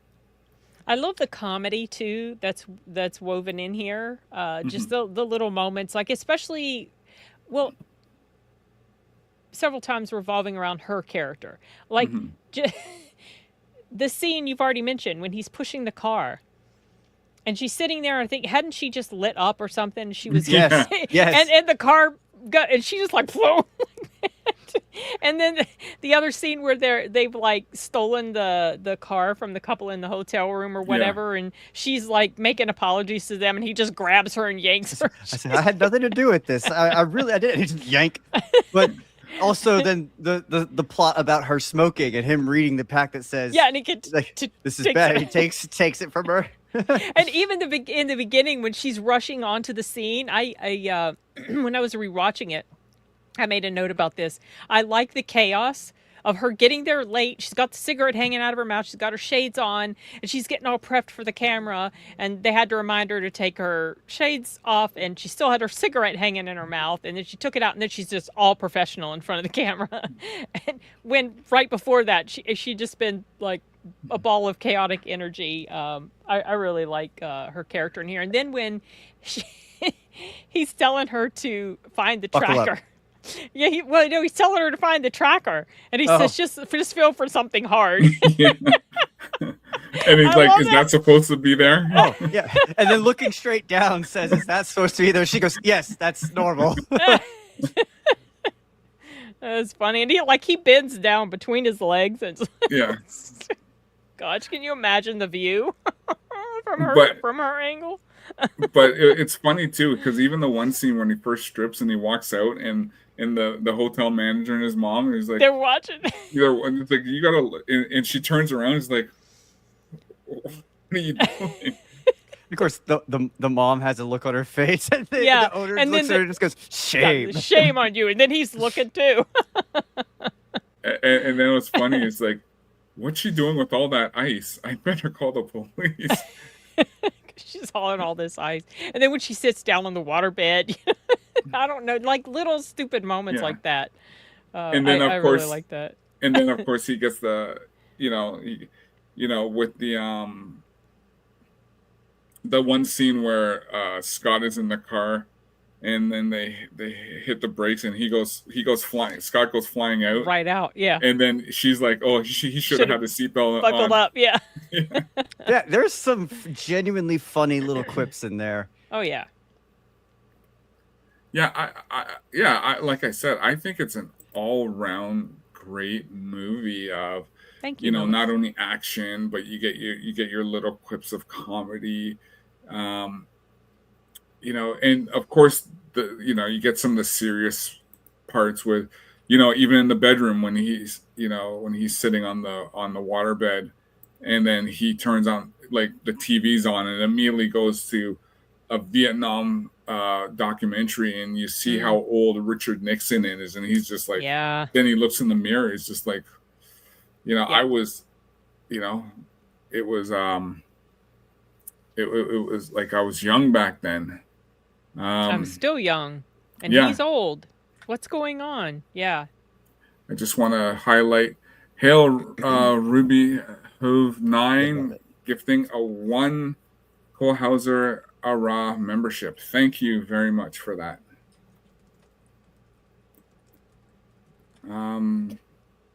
Yeah, and then even the scene with the parents, and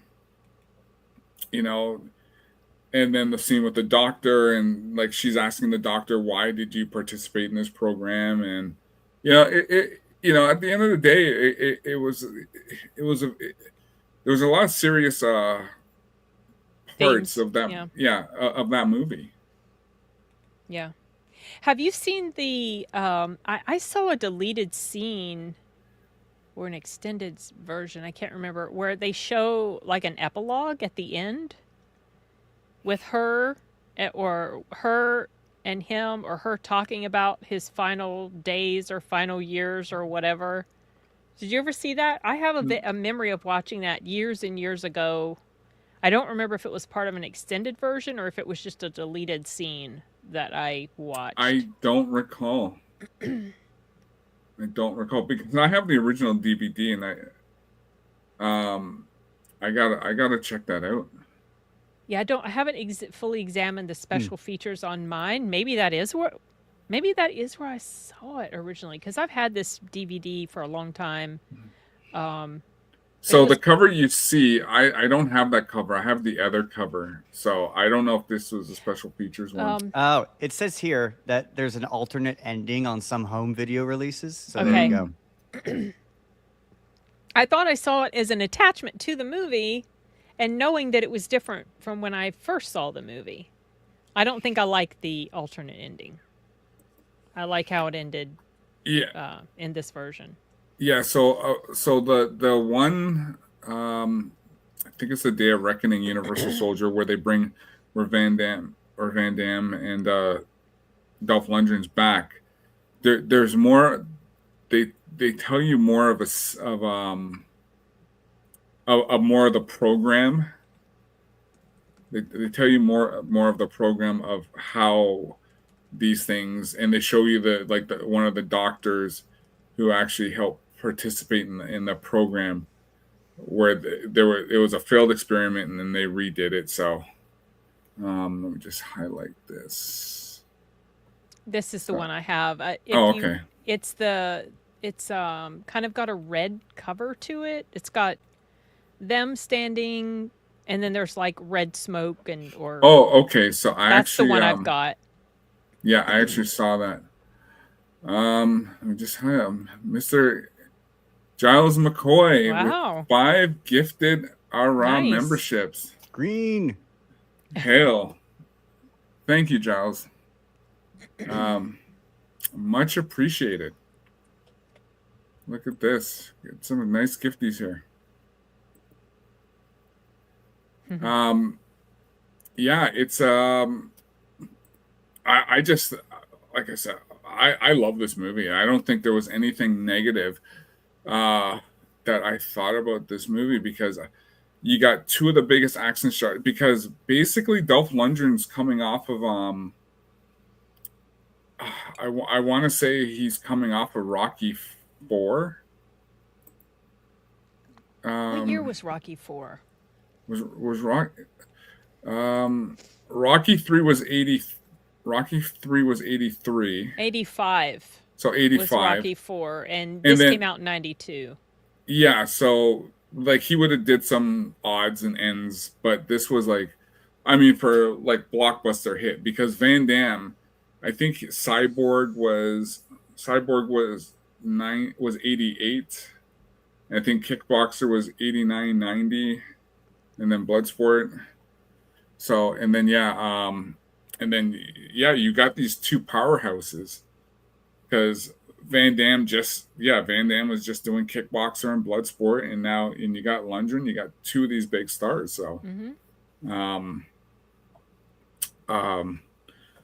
Lex, what did you think about the whole Vietnam thing? Like, what were you thinking when you first saw this? It's just like, okay, this is the beginning of the movie, and now these guys they just killed each other. Yeah, like, what did you know about this? Did you know anything about the storyline? Absolutely nothing. I don't think I'd ever even heard the movie. So this was one where I genuinely went into it completely blind. I didn't know the premise. I didn't look up any of the actors. I literally just went to Amazon and was like, I want give. And so that at first I thought I didn't even read the description of that either. Like on Amazon, I just was like, I checked the year that it was made to make sure it was the right one. And other than that, boop, watch. So at first I definitely thought, is this is going to be a Vietnam War? And then shortly thereafter, I figured out, well, that can't be it, because they're dead already. Our protagonists are. So that was when it shifted over to all right, we're now like reanimating soldiers and turning them into like super soldiers, and they start having flashbacks. I'm like, oh, interesting. And I could tell immediately that it was going to be, well, those 2 are going to kill each other again type of movie. Yes. I didn't, especially from the start, when it like starting off the way it did, which is honestly pretty dark. I was like, oh, this is going to be a really serious movie. I didn't expect any comedy. And then they start making little quips here and there. I'm like, oh, this like, there are some fun, lighthearted moments. A joke when they were like doing the first inspections of the super soldiers, and Scott's character walks up. It's like, oh, I need a step stool, because he's trying to look up in his eyes, and then he gets to Van Damme's character and just like, someone more my size. I was just like, all right, there's going to be some humor here, even if it's military style humor. Yeah, I genuinely enjoyed it, the whole thing. Partially because I had just watched the Terminator, I could see some like the super soldier vibe has some things that necessarily are going to overlap, but I like that it was like with the Terminator, you obviously you're going with this is a machine man, whereas with Universal Soldier, you're going more with we're genetically enhancing more so than turning them into cyborgs. So that was 2 kind of different I like that there's that two different takes on how are you going to get your super soldier. Mm-hmm. What you would you say? I was going to ask regarding, I guess, because when I looked at it, when I first saw this, I thought, okay, because that one time when they dropped them off in the water, and the guy says, you know, you dropped them off in the water like so far away, and then when they reached, and then the one guy says, you know, what was it, uh, uh, like something like 11 or something miles in like 6 minutes, and then I kind of knew, okay, you know what's going These on aren't here. normal soldiers. Yeah, this ain't normal. This is like more. This is something that's completely different. And of course, the one part when they're, you know, they're going down the dam, and then they're taking these guys out very easily, and then, you know, phase 2, the guy's in like a hard hat and with a toolbox, and it's got a camera on it, and then they shoot him. And I was like, oh, what's happening here? They go kick him. He's blood. You know, there's blood there, and then, you know, phase 3, they, you know, Van Damme and Thing's character walks, and Scott's character walks in, and then the guy immediately gets up, and I'm just like, there's something with this movie. I was just like, okay, this is now gone to a different area where this guy's not dead.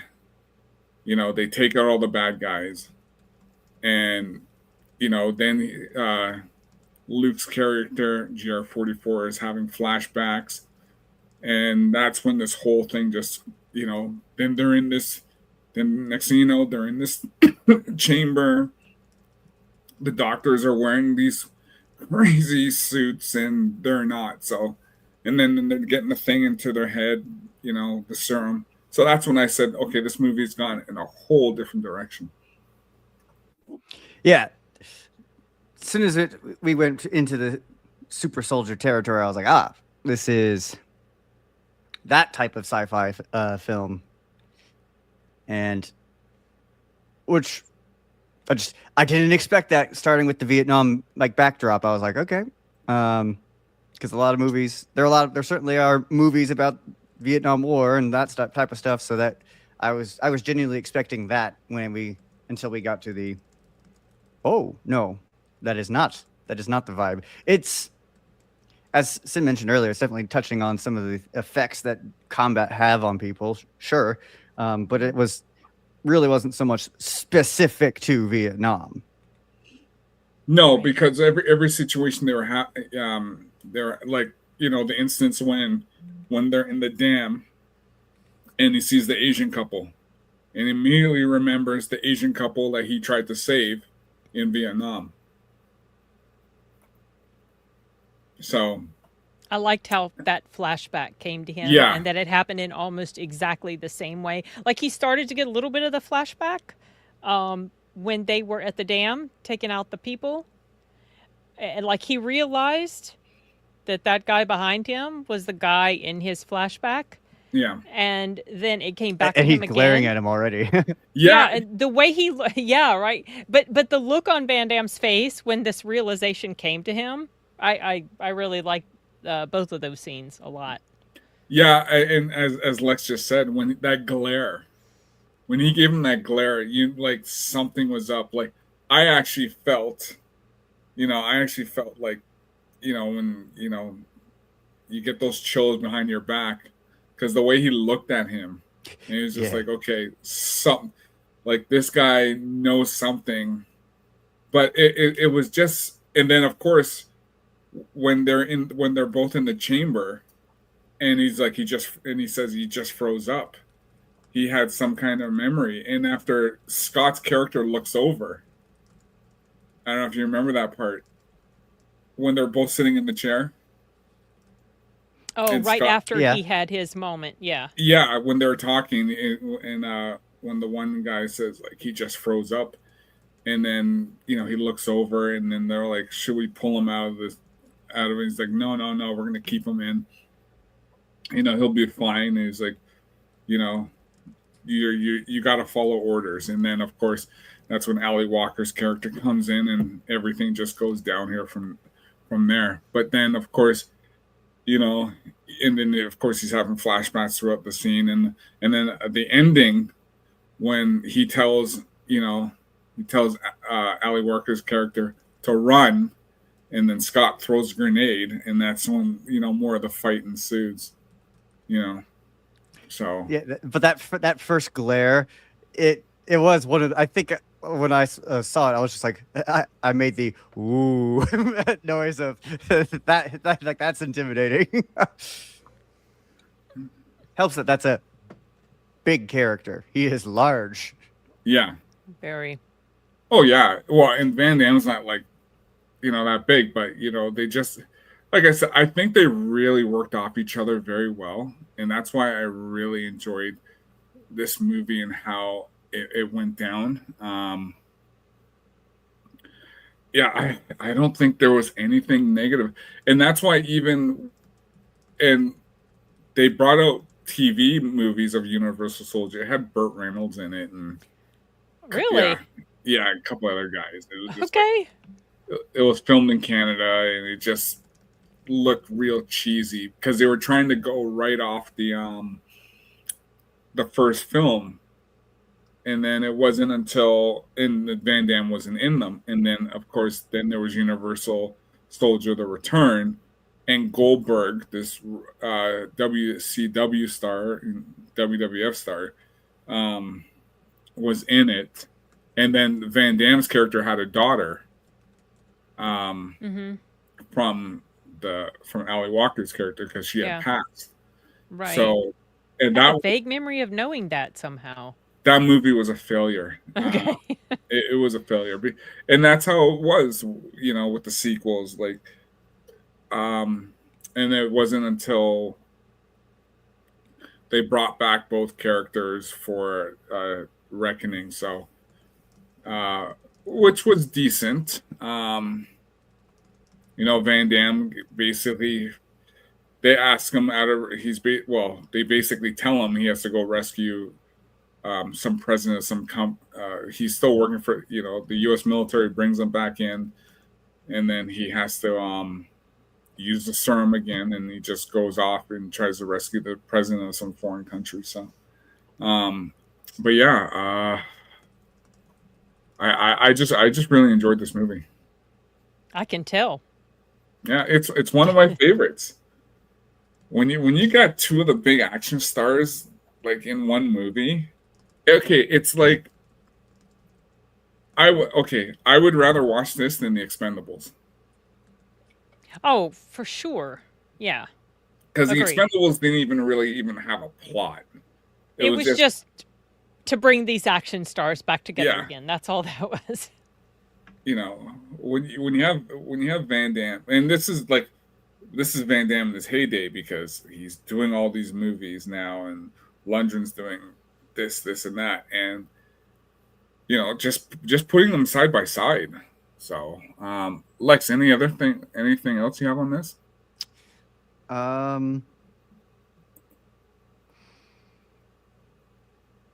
Going back through it, I did chuckle at the scene where they're in the car and she's asking him questions like, "How are you so calm? What, like anything about you?" Because he's telling her to buckle up, and she mentions like, "Where'd you get that accent?" He's just like, "What accent?"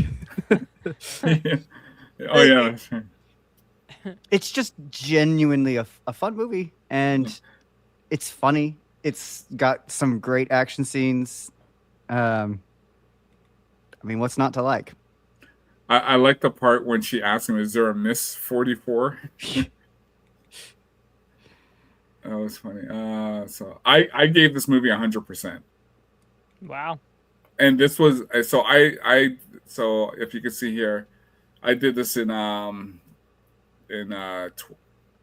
2 years ago. So this was November 17th, 2024. So I said, one of my all-time favorite action sci-fi movies. Love the whole arc of the past to the future. Van Damme and Lundgren are amazing in this non-stop action. Love when the movie came out. The two-stage.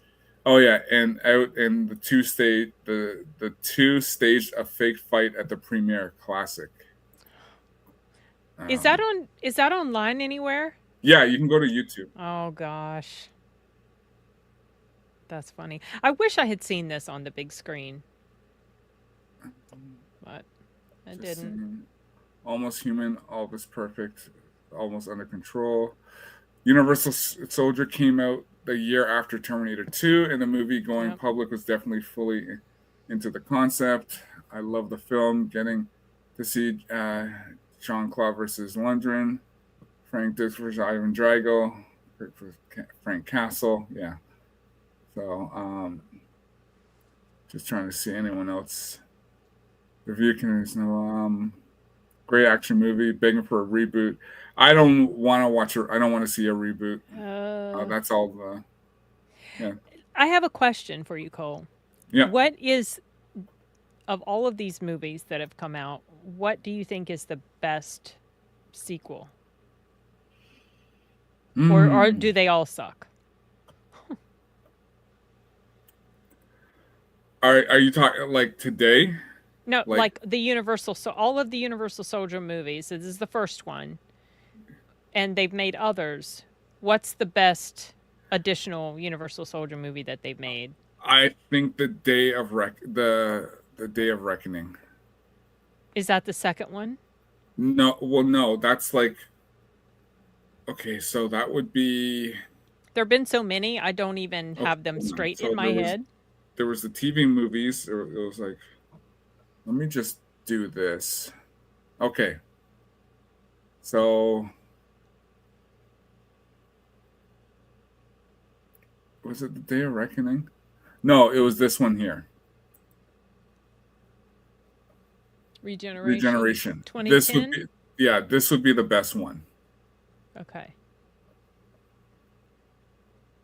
Yeah, here. When terrorists threaten nuclear catastrophe in Chernobyl, the world's only hope is to reactivate decommissioned Universal Soldier. Luke, rearmed, reprogrammed him, must take his nemesis from the original Universal Soldier and next generation Unisol. That seems completely unstoppable.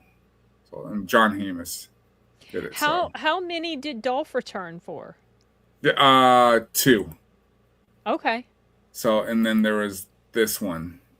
So wait. Okay. What was the other one? What was the name of the other one again? Regeneration. Regeneration. Okay. Yeah. I'll put that on my watch list. So this one was the yeah, so they had, so there was a Dolph Lundgren. There was a Dolph Lundgren, and then there was 2 more. So, but yeah, and the others probably not worth watching. Yeah, these were very bad. Okay. Like very, very bad. But here's the other one. Here.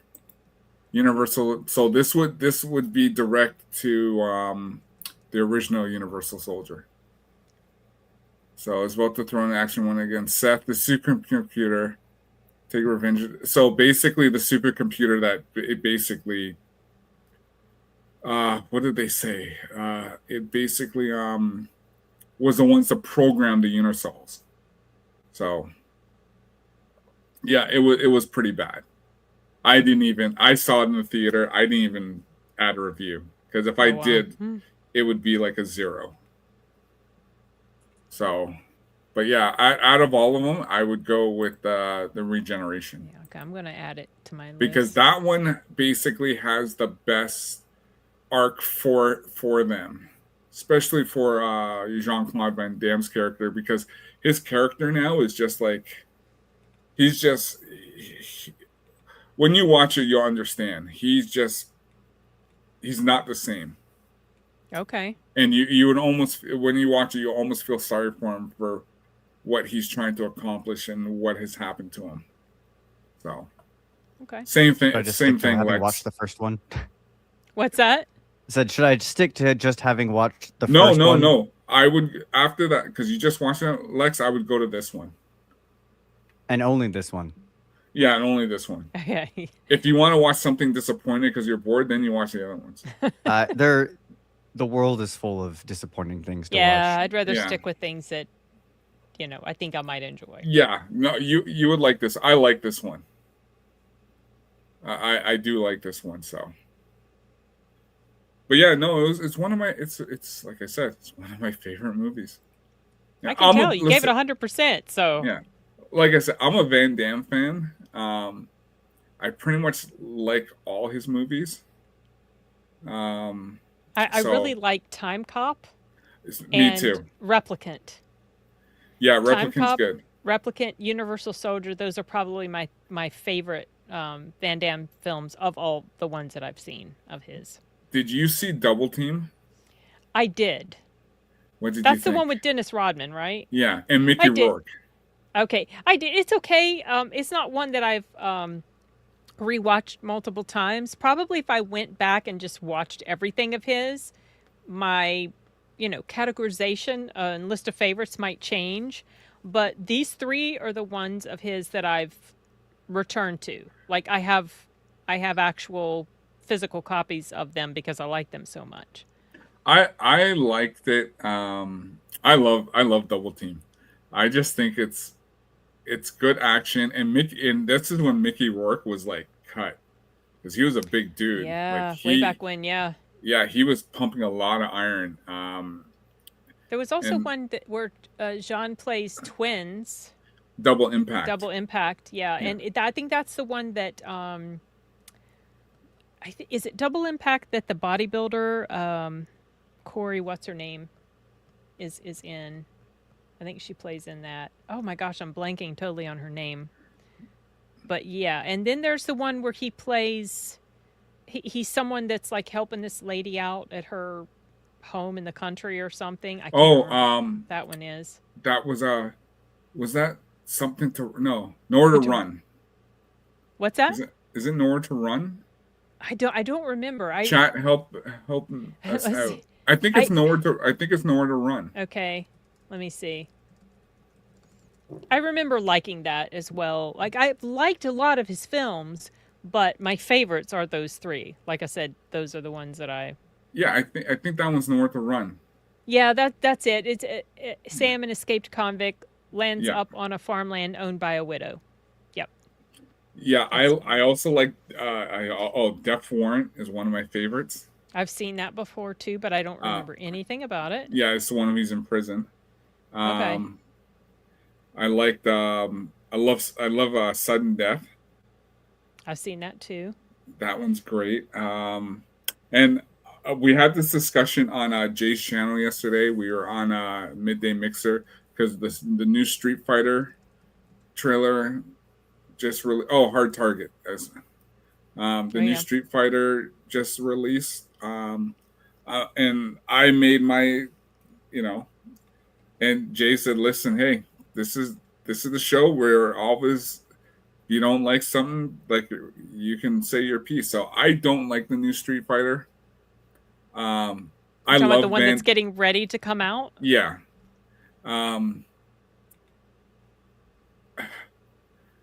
Listen, I listen. I like Van Damme Street Fighter, but the thing is, with this, Raul Julia was just a perfect M. Bison. And we all know why. Like he, No Retreat, No Surrender. That's the one I first saw him in. Was No Retreat. He plays the Russian guy. Yep. Raul Julia, because he was he passed because he had cancer. Yeah. Terminal cancer, and then his and what happened was they had to do because typically they do the fight scenes last and dialogue first. They had to do the fight scenes first and then dialogue afterwards because he was just so weak. And because his kids, Raul Julia's kids, love Street Fighter, and he was like, "There's no way I'm turning this down." So he played it, and they agreed. Like Raul Julia just brought. I think he personally saved that Street Fighter movie because his performance and the way he played Bison was just phenomenal, and it was perfect. And for him to face off against Van Damme was iconic. It was really great. And so seeing this new trailer with this guy playing Bison, I'm just like, he just doesn't have the coattails to stand up, to Raul Julia's M. Bison. Yeah, it's been ages since I've seen that. I just remember I that. love that movie. Yeah, I think I only saw it once. Honestly, Like they were talking about an FNT tonight because they showed the trailer. for the new one, yeah. Yeah, and then Jeremy's just like, I love like the '94 Street Fighter. I love that movie too. Yeah, I'm actually looking more forward to watching Mortal Kombat. Yeah, I was going to say the same thing. I don't even know that I'm interested in Street Fighter. I'm definitely going to watch Mortal Kombat because I saw the first one. Mm-hmm. That was during the time when the theaters were closed pretty much, and the only way I saw it was they sent a digital screener. And I remember it was okay, but I didn't love it as much as I was hoping to. But maybe the second one will feel a little different.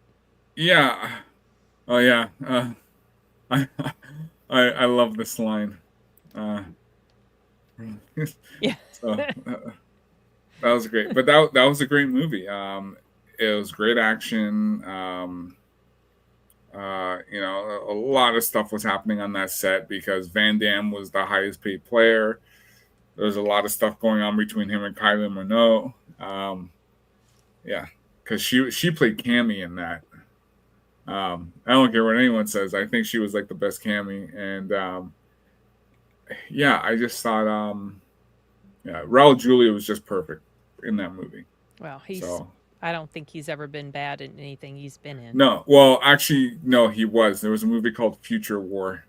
I haven't seen that, so yeah, you don't want to. I can't comment on it. If you're gonna watch it, I don't. The reason why I know about that movie because it was on Mystery Science Theater 3000.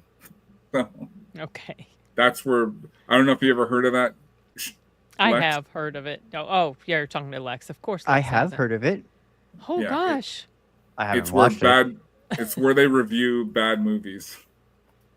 I am familiar with the premise because my dad was a fan of it, or still is a fan of it.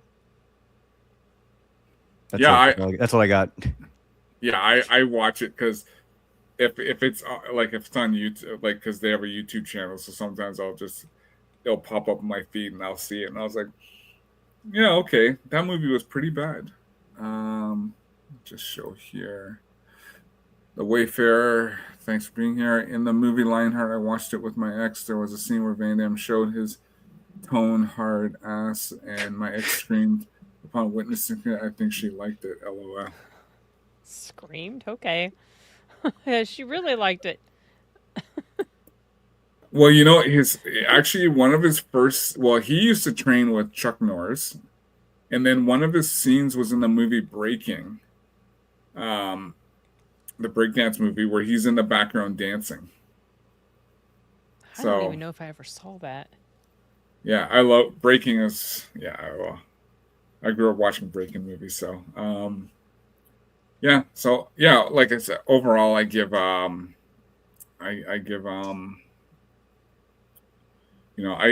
give Universal Soldier a 10 out of 10. Yep, you really like it. I'd probably give it an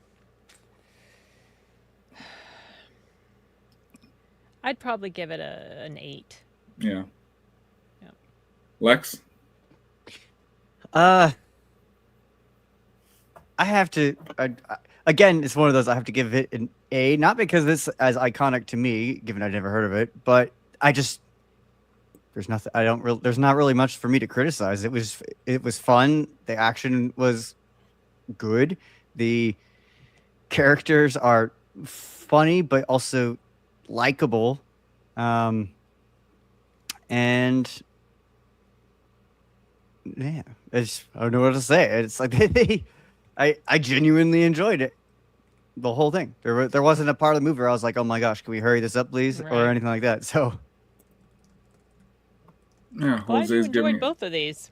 Yeah, no, some good movies, and you know what? I didn't even think about them being almost. I didn't even think about when I asked let's review those two movies, but almost being on the same cusp of almost like Similar. super soldiers. One's from the actually you can one's from the future and then one's from the past. Yeah, that's right. When you think about that. Yeah, and one's a cyborg, and the other is a genetically modified thing. But zombie. In effect, yes. Actually, that's kind of even one of the plot points. Is he keeps referring to himself as being dead, and then there's this turning point where in that fight, the final fight, he says, "I'm alive." Yeah. Yeah, it was pretty. Yeah, I enjoyed it. I thought it was fun. Have you seen that commercial, Lex, of Van Damme between the two semi trucks? I don't think so. Oh. Well, no, actually, I actually when he was watching Lionheart on another Lieutenant channel, I told him about that. I love that commercial. I rewatched that thing so many times, especially because it seemed kind of like he was in the commercial. It almost seemed like it was a reference to just him, like him in general, his life, because he had a lot of struggles. He had substance abuse problems for many years. It's amazing he's still alive. I'm glad he is. He seems like he's okay now. But when I watch that commercial, it just makes me think of like all the struggles that he'd been through. I can't remember exactly what is being narrated in the commercial. Yeah, it was for Volvo trucks. It was for their stabilization, and he did his trademark split. So good. Did you watch the making of that, where the director was basically saying to him, "This is what you got to be doing," and Van Damme's like looking at him. And he's like, "Well, I could die doing this." I think I did see some behind the scenes stuff, but it's been so long, I don't remember the specifics. I feel like I want to look it up. Do you think I can get away showing that? I was wondering. I mean, because I couldn't play the music because the music is Enigma. Always. Oh, okay. Okay, I forgot what the song was, but I always dispute. Yeah, I think I can get away. Because, like I said, as long as I don't play the. But can you hear the narration? You can't hear the narration. Oh yeah.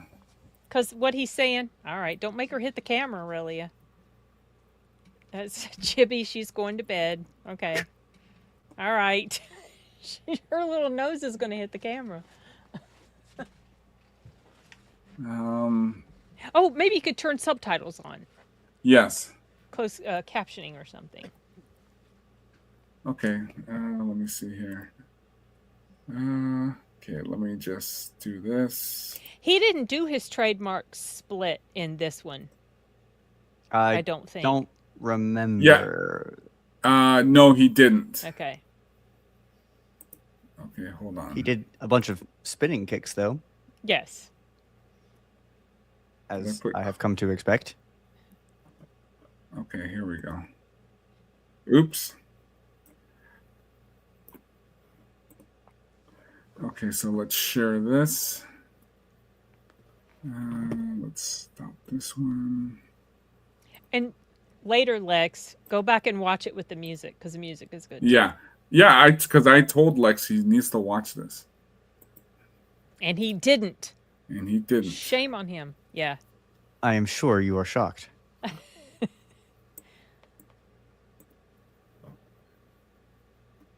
Oh, doesn't have. Oh, there we go.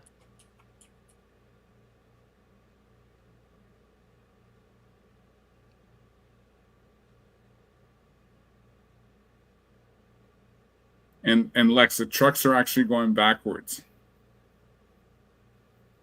Oh. Because they're doing its stabilization. But it's not done. Yeah. Yeah.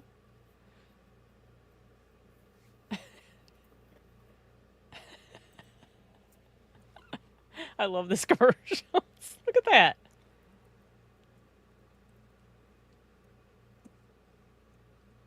I think something would snap if I tried to do that. I tell you. I mean, that's what he's known for. I remember not the first movie I saw him in, but maybe it was Cyborg. I think he does that. Yes. But up against a wall or something, two walls. Yeah. It's fantastic. Those are cool looking trucks too. They look like something out of Universal Soldier. Actually, kind of does look like one of those big military convoy. Let me just do this because Misa is heading out. Again, I just want to thank Misa for the 5 gifted ARA memberships. Thank you, Misa, and have a good night. We like the greens. Thanks for posting all those links, Misa. So Lex, on the behind the scenes, he was like, can you show that? Is that something you can play? Let me see. Because I don't. Oops. Maybe it doesn't have music. Yeah, let me just go here. Actually, let me see. I think it's here because I know I watched it a little while ago.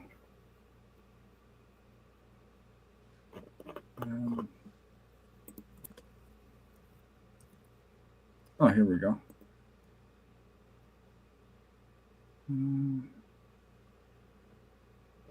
I think I can get away with this. Hey, Chad. Hopefully everyone's having a good time. Everyone's well. Thanks for joining us. On a Friday night? Yeah, on a Friday night. Okay, let's see. Oops. Make this bigger. Oh. Or.heaven.com. Music's there. Ah, shoot. Do they play it the whole time? I think so. I don't want to take out. Okay, well, maybe we can just watch it later. Yeah. Watch it later. Don't want your channel to get in trouble. Yeah, I just got monetized. Yay. Yeah, thank you. Nice. I was the first member. Yes, Lex That's was right, the you were. To pat myself on the back. Lex was the first member.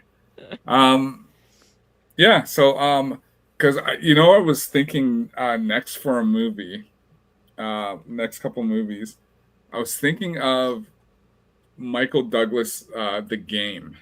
Oh yeah, it's been ages since I saw that. And I know Lex hasn't seen that. Of course not. I have not. I know nothing of it. Yeah, I think Lex, you would actually like that movie. Well, I've liked everything that you've had me watch so far. But the game is something different because I remember I saw this because I remember my buddies like, "You want to go watch The Game with Michael Douglas?" Because Michael Douglas was like, he was popping back then, so he was doing like all these movies. Yeah, 80s and 90s. He was doing Black Rain. I remember Black Rain and Falling Down and all this stuff. And then there was this movie called The Game. And I was like, yeah, I'll go check it out. And I was just like, I'm not a big Sean Penn fan, but he's in it. But I was like, you know what? This is a good movie. It's a very suspenseful movie, Lex. And it's very different. Yeah, it is. It's very different. And I don't remember much about it other than the basic concept. So rewatching it will be like seeing it for the first time because it's been so long. I love actually going back and having so much space between when I've first seen something and when I watch it again and having forgotten a whole bunch of detail. Yeah. Well, that's the same way with me because there's like, it's because I'm gonna have the Critical Drinker on Monday on my channel, and we're gonna be talking because he's a big fan of 80s movies. Oh yeah. So that's something we're gonna be talking about. And just dissecting like because we're gonna get into some of the Star Trek movies because I know him and Waller are watching those, but yeah, we're gonna get into it and talking about the Van Dammes, Schwarzenegger, Stallone, all of those, Chuck Norris. We're going to be discussing all those 80s movies. And of course, because we're also going to talk some Chuck Norris perspective too, because of his passing. So, but there's so much out there that for movies of today, I won't even watch. I'll literally go back and watch movies in the 60s and the 70s, and then the 80s, and I literally. So when we were down in Orlando, I brought my hard drive down, and I'm literally just watching Old movies. old movies. Like I remember we're throwing on Bon Ryan's Express, like that's a great one. Um, just anything. Someone's asking a question. How'd you get the Drinker on? That's awesome. Drinker's actually a good friend, so he actually asked me to come on the channel, so that's how that went down. So, he's like, oh, because when we're in Orlando, because he was down there, he was just like, he asked me, oh, hi, Cole, how you doing? I hope everything's well. He goes, I saw you've been streaming now. Well, You've that's been doing. right. He goes, was there. Yeah. So he's like, He goes, can I come on your channel? And I was like, sure. Lex, have you Yes. seen Predator? I have seen the original Predator. It's been a very long time, so I basically have no real memory of it beyond a few just images. Okay. And of course the laugh of the Predator at the end. Oh.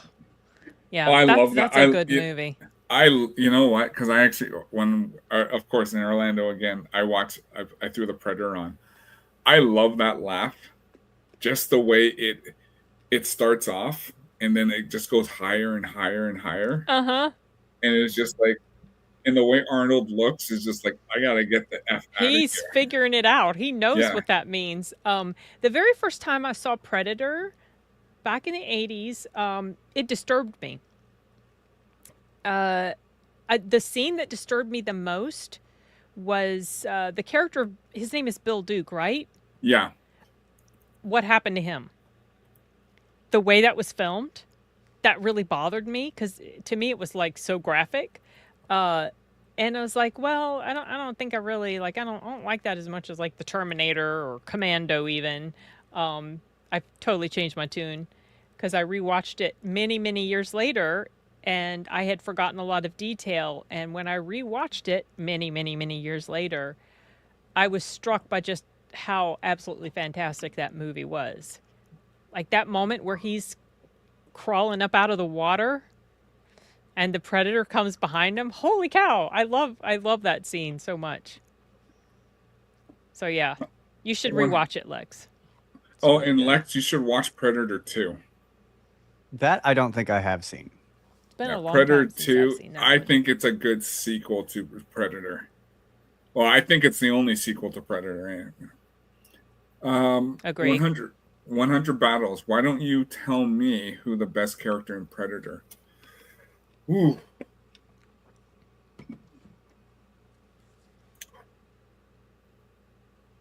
That is tough. There's so many good ones.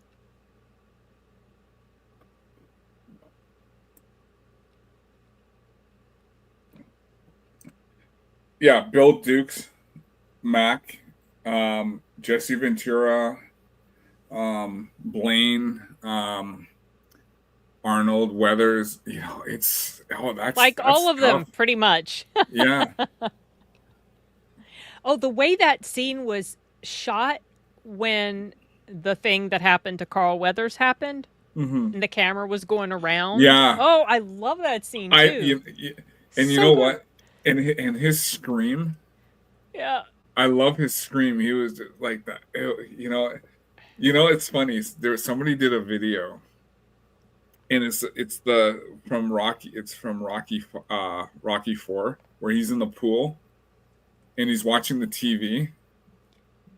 Is he watching that movie? Yeah, he's watching that movie, and he's watching himself.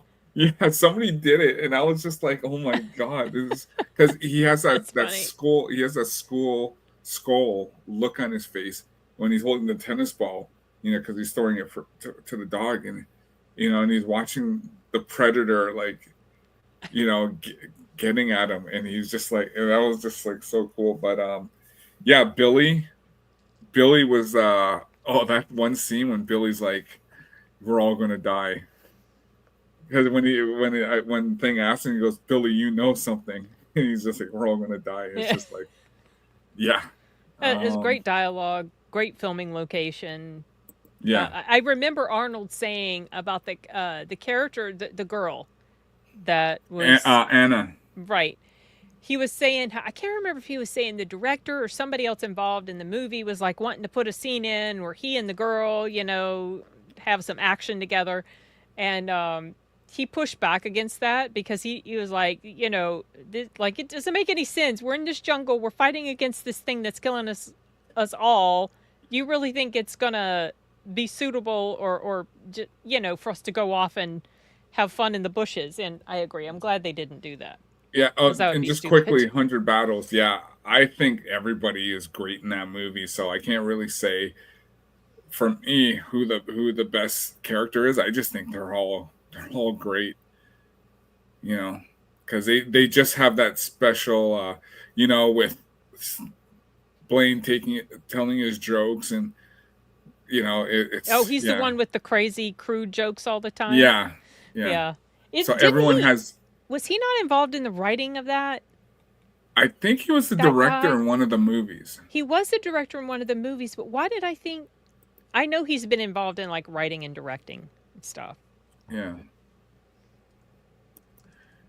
Yeah, so what the story was, Bill Paxton, he got killed by a predator, a Terminator, and an alien. Yep.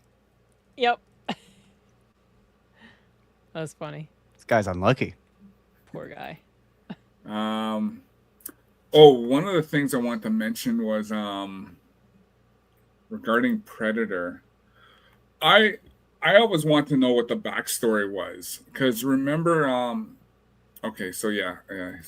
Shane Black was the director of one of the Predator movies. Yeah, and he was not involved in the writing. I think it was just my brain was like transferring that onto this movie. But I know that he's worked on other movies, and he did direct one of the Predator movies. One of the things I would have loved to have seen or look, because I've tried, is the backstory of So remember when Mac, Bill Duke's character, says, what was that line he said? If he said, if this is something, then I'm a goddamn Chinaman. Because he's like, something really big was going to go on down here, because there was Russian advisors and stuff like that, and there was something big that was going to happen where they would have been across the border. So I would have liked to have known that backstory and why they actually went in there. Because they don't really explore that. Yeah, it was just because all they say, and it's funny because one of the guys that Arnold takes out is the same guy who played the bodyguard to Richard Dawson's character in Running Man. So that's funny. So let me see here. No, you're right. Shane Black was also a writer. Yeah, I was just looking up some other stuff he had written that I've completely forgotten. He wrote Kiss Kiss Bang Bang and Iron Man 3, The Long Kiss Goodnight. He worked on the screenplay for Last Action Hero and something else. Yeah, The Nice Guys. I mean, and The Monster Squad. Oh. So the Predator 2 Lex is just, it's a high, it's direct sequel, but it's a high fill, just it's a fast paced, just crazy action. I think you'd like it. Well, I have to rewatch. The first one. The first one first, because I don't remember much about it. Fast Eddie says the Terminator predicted what is happening right now in technology.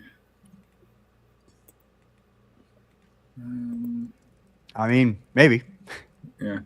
In one of those movies where you don't expect an alien invasion, we knew it in the 80s signature action flick. Because I know they said, what did they say for Predator? Where I think the original, they weren't going to have the spaceship shown. Yeah, in the original script, no, in the was it theatrical cut? For the theatrical cut, they didn't have the spaceship in it at the beginning. It just starts on Earth. If I remember reading that. Because the only okay, so the very first time I saw it was on VHS. I don't remember exactly what the beginning was, but all of the other copies that I've seen of it show that. Like the DVD I have of it, I'm pretty sure shows that. So that's interesting.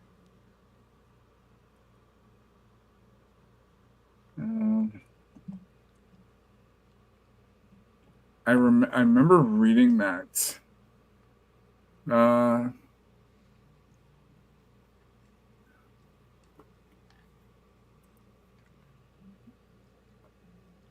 I remember reading somewhere that it wasn't in the theater cut.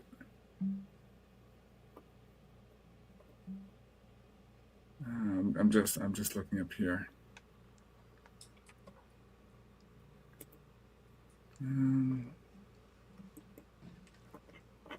Yeah, I like I said, I read it somewhere years ago.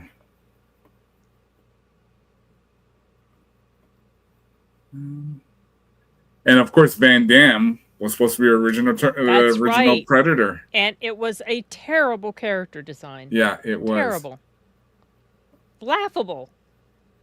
Did you know that, Lex? I did not. Okay. And now you do, and if you look up the character design, looks so bad. Yeah, it was. Yeah, I can't find. I just remember reading about it, that scene.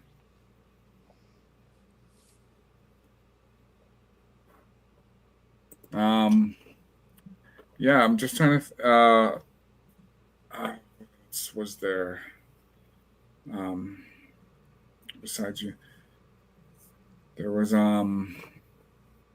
Yeah, Cyborg was an interesting movie too, Lex. So Van Damme, there's a pandemic, and he's basically got to get a courier, basically to the CDC in Atlanta, and he has to fight, apocalypse, like zombies or whatever, like mutants and stuff. Does he hit them with spinning kicks? Oh yeah, I think Cyborg was one of his. I think that was there was Black Eagle, but Cyborg was like his launch. Yeah, that was. I mean, I had seen him in something else before that, but I remember Cyborg being kind of the thing that he got more widely recognized for. Of course, he had the starring role in that too. That was a good question, Cole. Surely the Predator, it did not come on a foot. Where was it shipped? Yeah, I never explored that lore. Bro just walked over. It's fine. Yeah, yep. Van Damme was the original OG Predator. Hey, Atomic Patriot. Does Lex have the Steve Rogers notebook of lists? I know Isaac has one. Don't know. No, I don't know what that is. My ex-stepmom was crazy Jean-Claude Van Damme fan. I've seen his movies so many times. Yeah, I've seen tons of his movies. I've seen tons. Yeah, and that's why I wasn't, like I said, for Expendables, I would have liked to have seen just the guys from the 80s. When they mixed in like Jet Li and Jason Statham and Stone Cold Steve Austin, I was just like, you know what? The Expendables was supposed to be about movies for the 80s, not, you know, these guys he just threw in there. In Captain America 2, he has a notebook full of things he missed out on. Okay. I mean, basically, I've got a digital version of that. Sun and Shadows, Hail Homies.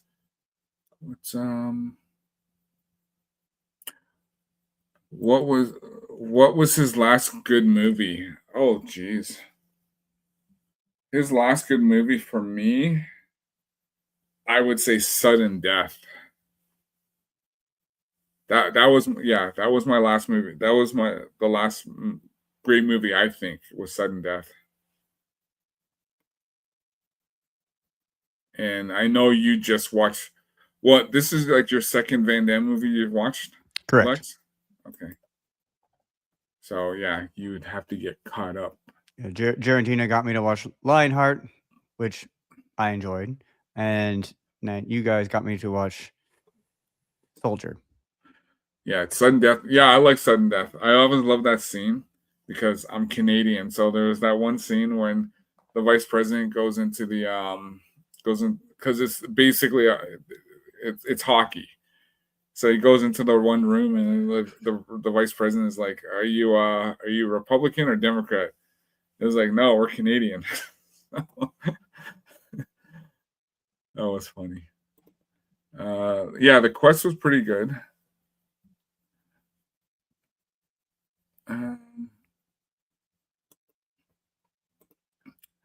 Would you care about another femme movie with fake strong female running a franchise? Y'all need to wake up. Why would you all care about another femme? What do you mean? Why would you care about another femme? I don't know your question. I think we've been pretty straight in what we right, Lex? Pretty straightforward. No, Yeah. no, I'm not. I'm assuming it's a joke. I didn't quite get it. Yeah. Yeah, I agree. It's sudden death. I moved on because his son never left his seat because of father. And I told him to stay. Yeah, because he told him even if the brink's falling down around you, don't move.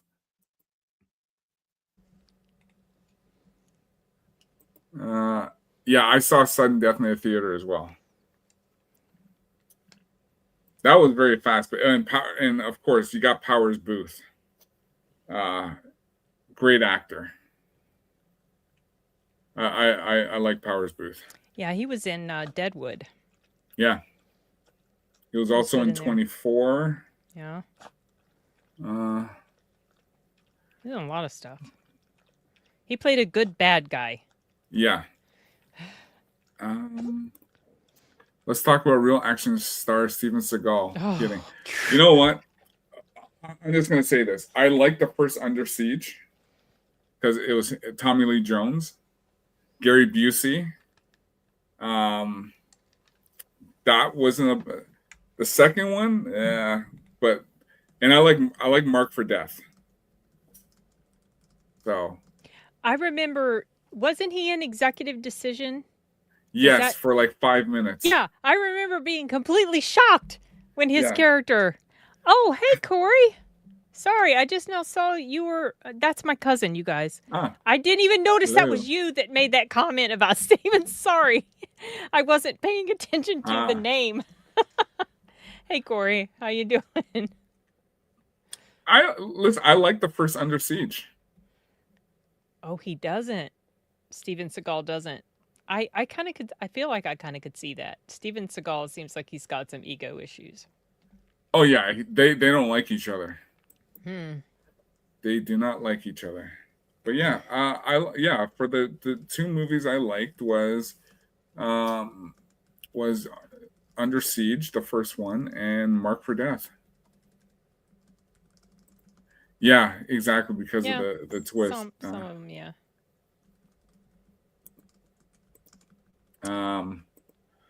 Yeah, I don't know. Yeah, because you got to remember too. They had yeah, yes, Wayfair. I won't. I'll leave that one. But yeah, because that girl from Baywatch is in it. Erica. Oh, What's her name? I've seen that movie once. I don't remember anything about it at all. Yeah, they take Tommy Lee Jones actually plays. Didn't I even like remember his he was character in that. Yeah. Actually, somebody was asking me. Oh yes, the Legion. Well, the Legionnaire is Legionnaire's Lionheart. Right. Yeah. I thought I remembered knowing that. Yeah, Billy Blanks is in that too. He plays one of the soldiers. I saw that one once. Yeah, Lex just watched that last week on a stream. He had to review it. Yeah, Gary Busey is fantastic in that movie. The way Gary Busey plays Gary Busey, right? So he plays a certain character. Sorry, you're gonna say something, Lex? Nope, no. I was just affirming what you had said. Yeah. And then what was I gonna mention? What was I supposed to mention? And then and I know, yeah, because even this Monday on Monday Hangover, they're going to be talking, Jay and the crew, they're going to be talking Delta Force because they're going to start doing some Chuck Norris. They're going to start doing heavily into Chuck Norris. I used to watch all his stuff back in the day. Yeah. Yeah. Gary Busey is great playing as Gary Busey. Yes. That is funny. I love Gary Busey in Silver Bullet. Yes. He's so fun in there. Well, and he's in Predator too. Yep. I forgot that he was in Predator. I've only seen that movie, I think, maybe twice. And it's been a long time since the only thing I remember was Maria Conchita Alonso being in there and the Predator picking her up and noticing something about her. Yeah. That's all. That's one of and Danny Glover, obviously. Bill Paxton. Don't remember. I forgot Paxton was in it. Don't remember any of the, major plot details except it's in the city and the Predator's killing people. Yeah, Corey, I'll make sure I check that out. Oh, I need to look that up. I'm curious what he said about Seagal. Yeah, well, Seagal. Well, in Seagal, he's got attitude. He always has. He does. Yeah, because coming back, because who else was it? Kurt Russell in Executive Decision? Yes. Yeah, because I remember we were watching this movie and it was just like, what? That's it? Seagal. Yeah, he's gone already. Who's going to be the hero to save the day? It's like, yeah, it's like he signed up for a movie for like 5 minutes. I'm sure he was well paid too. Oh, for sure. Well, I think he lives in Russia now. That is my memory. What? That he lives in Russia. Oh, really? Yeah. Okay. Didn't Drinker or someone do a video on just like the story of Steven Seagal? Maybe. Like one of his Crash and Burn series or something like that? Yeah, maybe. Let me see. Oh, look it up. Oh, no. You know who I think it was? It may have been Count Dankula. Ah, okay. Nope, Drinker did one. Yeah, I was looking it up too. Yeah, it's called Crash and Burn, the Steven Seagal story. Okay, then you remembered correctly. So he did do one. Yeah, we'll chat that up on Monday too. that would be an interesting topic to listen to for sure. Porterhouse is asking about Adam Baldwin. I've been One told of he the has good brothers. aim. No, that's Oh, no, Alec. that's Alec. Oh wait, different person. Yes, totally. Adam Baldwin played in Firefly. Oh, right? Yeah. but I've actually He was seen the that guy show. that loved his big gun. Mm. Yeah, we just talked about that mojo. Yeah. Yeah. That's funny. Just saying what almost also the most infamous SNL host of all time. Yes, I heard about that too. What did he do? Who knows? Oh, gosh. I Probably don't really, notorious. Yeah, yeah, like infamous in a bad way for sure. yeah. Yeah, I don't, like I said, I really don't watch anything of his, like besides the original Under Siege. I haven't seen any of his stuff in so long. Yeah. I've never really had a desire to return to his movies very much. I'm the same way. As much time as I respect and admire Kurt Russell, he cut ties with Noble Stars because they clash with us. Yeah. Actually, earlier in the chat, they were mentioning the movie Soldier, which I like. I think, you know what? Have you seen that in Sin? I have once. Yeah. So years maybe ago. I think I've got it over here somewhere. Yeah, I have it. I have the DVD. Because I think is it its anniversary year? Can't remember, but so Lex, I think that's two movies. Soldier with Kurt Russell and 1998. Wow, it's that old. Yeah. Oof. Soldier and then The Game with Michael Douglas. I need to write that down somewhere. So you need to go into our little group in Critic List. Oh, you know what? Just make a post. Did you ask him?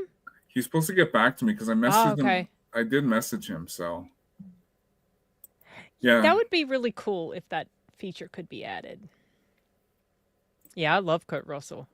Yeah, I do too. I think he's great, and pretty much a lot of stuff he's. Oh, so funny! On FNT, they were talking about yes, unofficial sequel to Blade Runner. I remember reading about that for Soldier. Doc, oh, I hadn't heard that. Yeah, I remember reading because I remember I was reading something about all these unofficial sequels, and yeah, Soldier was connected with Blade Runner. Okay. What was I mentioning? What was I mentioning? Oh,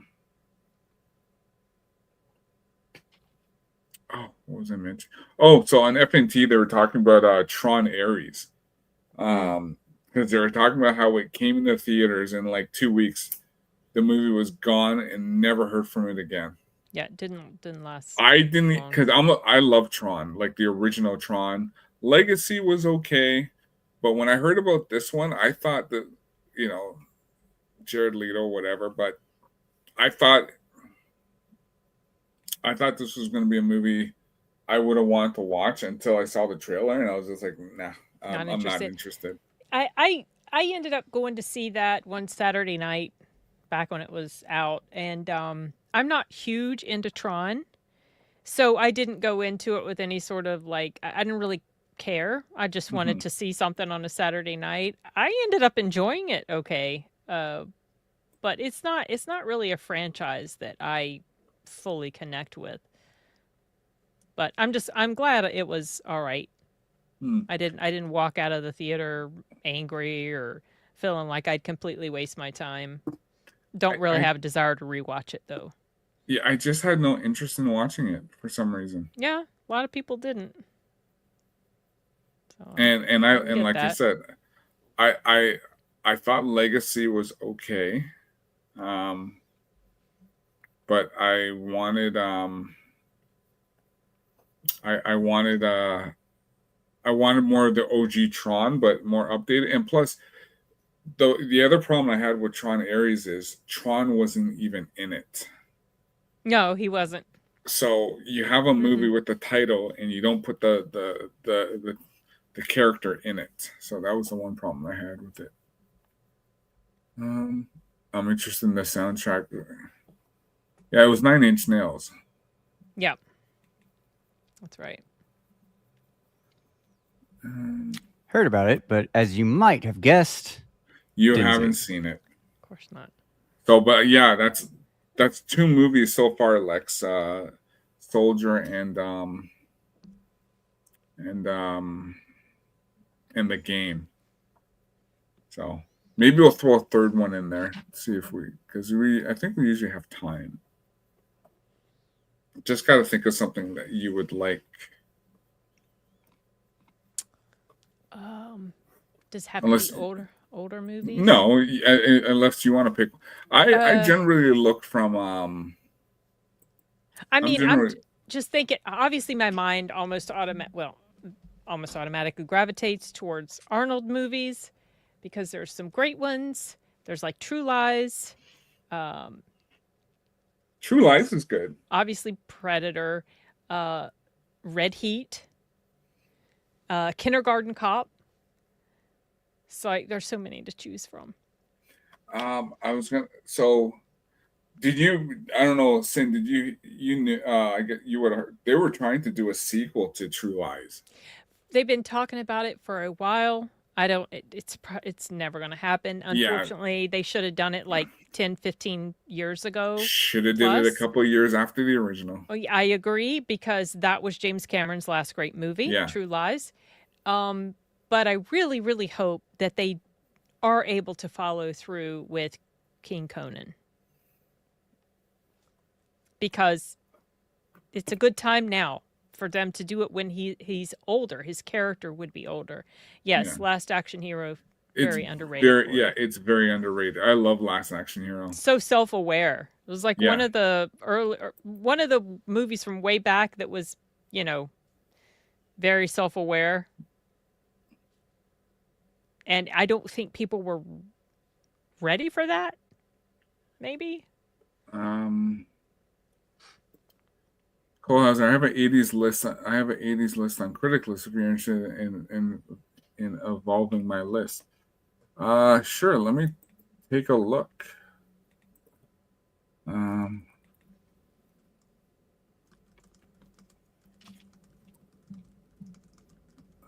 Thanks for the chat hanging out.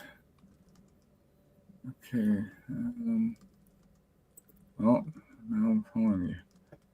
Okay, so let me. I'm going to share your list, Jose Taco. It had complete Jurassic Park as well. Mm-hmm.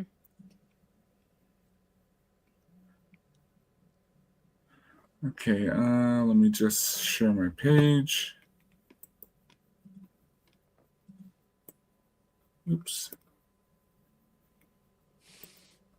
How you doing, Lex? I'm doing super. Okay, awesome. Still awake? I am. Although I am getting sleepy. Yeah. Okay. My childhood 80s movies.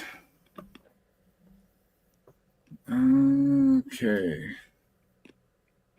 Yeah, I think he viewed that as his first bus.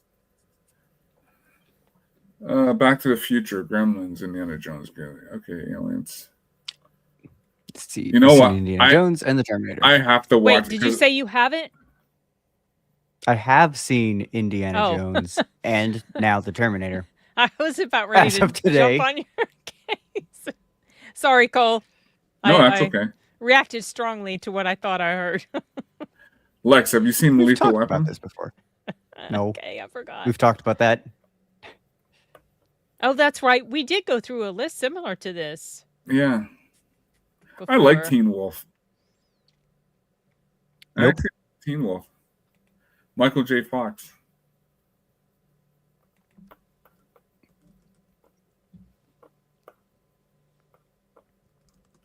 Running Man. I like Big.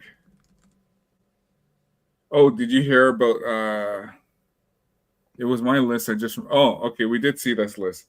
Cyn, did you hear about they're gonna do a Top Gun 3 Yes, I did hear that, but they'd been talking about that for a while. I think the newest news was that it's actually officially going to be a thing. Yeah. So that came out of A few days Cinecon ago? yesterday. Yeah. Yesterday. Oh, okay. Okay. I hope it's as good as the second. I don't know. I We'll think see. I think it will be, because if Tom Cruise is attached to it, Yeah, that's true. I think he's going to want to make it to where he wants to be. I just don't know. It's going to be hard to surpass that second one. And it all depends on what the storyline's going to be. Yeah. Like, I find it's very hard to see how they could top that one. yeah, they really have to go above and beyond. And not go so above and beyond that it's ridiculous. Yeah. Which is what a lot of sequels tend to do. I know I've shared my opinion on the problem of sequels and the ever escalating stakes. And it's like, well, how many times are you going to have the exact same person do an ever crazier stunt to save an ever crazier like stake? Yes. Eh, Yeah, you can only do that for so long. Yeah, I like, even with the last 2 minutes, because I saw for Mission Impossible, I saw the part 1, well, the Dead Reckoning, and I just wasn't impressed with it. Yeah, it was okay. I remember feeling it was okay. I did not like Haley Atwell's character at all. And I felt like the spark of movies 1, 3, 4, 5, and 6 just wasn't quite there. And it felt like the plot was too bloated. It was getting overly complicated. And the second one, more of the same. There's two, and I read that they wrote the story around the stunts, which is not smart, I don't think. 35, yeah, I know. I can't imagine that, Corey, either. I mean, obviously I'm down to watch it, and hopefully Cruise will be able to make sure it's solid like he did with Maverick, because he did have a big part to play in how that movie turned out. Yeah. But I don't know. We'll see. U.S. Tom Cruise getting shot down, and the new characters have to protect them. It's almost been there, done that, because in the last one he was shot down. Yeah, and then Rooster had to go pick him up. Yeah, Rooster came to. Yeah. Yeah, Rooster came, and then Tom Cruise went, and yeah, I love that scene. Yeah. Yeah, it's going to be interesting how they play this one out. So, yeah, I think we're good, because we're hitting at 3 hours. I know, yeah. It's time flies when you're having fun and talking about things that you enjoy. Exactly. Exactly. Sorry, I've been a little distracted during the stream because my dog. It's all good. Something's going on with him, and so every once in a while he's. Yeah. It's all good, Sin. All good. Lex, any what's happening with you this week? What's going on? You want to tell us? Well, I know your things in the chat, so in the chat. Yeah. If you're interested, you can find me rambling incoherently on Twitter. You can also find me rambling incoherent on Isaac's show on Mondays. That's more of a political basis. And then, I don't know, at some point you'll see me back here with these two. And also in the chats of all the channels you probably already watch. Sin. So I released my review for Lee Cronin's The Mummy today, which does not have Brendan Fraser in it, by the way. And on Tuesday, I'm going to be doing a live stream about the Regal Mystery Monday, and this time they're doing a double feature. And the second movie is playing at 9:50. That's going to be rough because I don't like to be out that late, but I'm going to try. So that's the immediate, plus some reviews I need to get edited and put up. Cool. Yeah, I'll probably do a gaming stream tomorrow. And then, yeah, I'm just looking forward to Monday when I'll have Critical Drinker on at 4 p.m. Eastern. And we're just going to talk movies. It's going to be a lot of fun. yeah, looking forward to that. And then, yeah, I'll most likely be on with Lex right after on the Golden Age podcast with Isaac. And then back to some more gaming. And that's about it. And it was great getting monetized this week. So, really enjoying this. So, Congratulations. Congrats. Sir. Thank you. Thank you. So, yeah, chat, thanks for being here. Thanks for showing up. This has been a lot of fun. What's the next movie? So, I'm thinking Soldier, Kurt Russell, and thanks, man. And The Game with Michael Douglas. Okay, Soldier in the Game. So, yeah.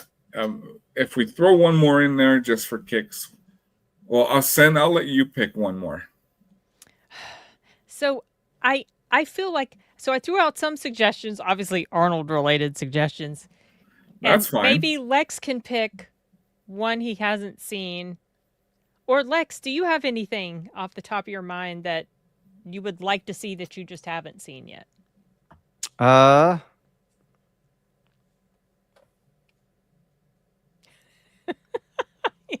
The problem is, Okay, guess I don't know enough to know what I'm missing. I haven't seen. I was kind of Okay, The you know Lost what? Boys. going back and The watching Lost The Predator Boys. again. Oh, okay. Well, we can do Predator.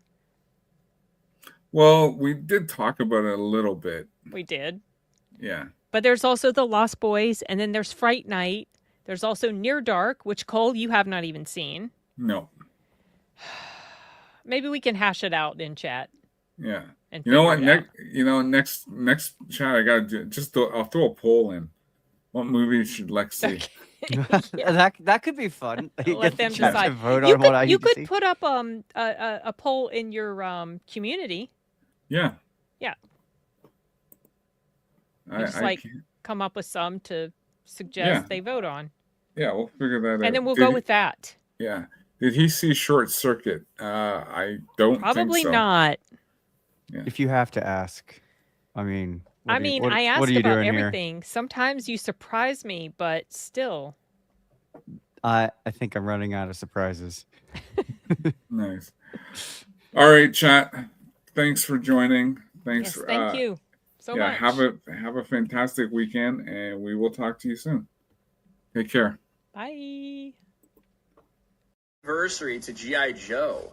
199, yo Joe. 40th anniversary, huh? No, a real American hero. That's what he means. Oh. A-R. Yeah, a real American hero. I thought that was just like coming from the perspective of a Chinese Muslim. Like, praise Allah. That's what I thought that was. I'm sorry, she made it wrong, but then when you brought the Chinese Muslim into it. There you go. Praise Allah. Come get my she chicken. Oh, shit.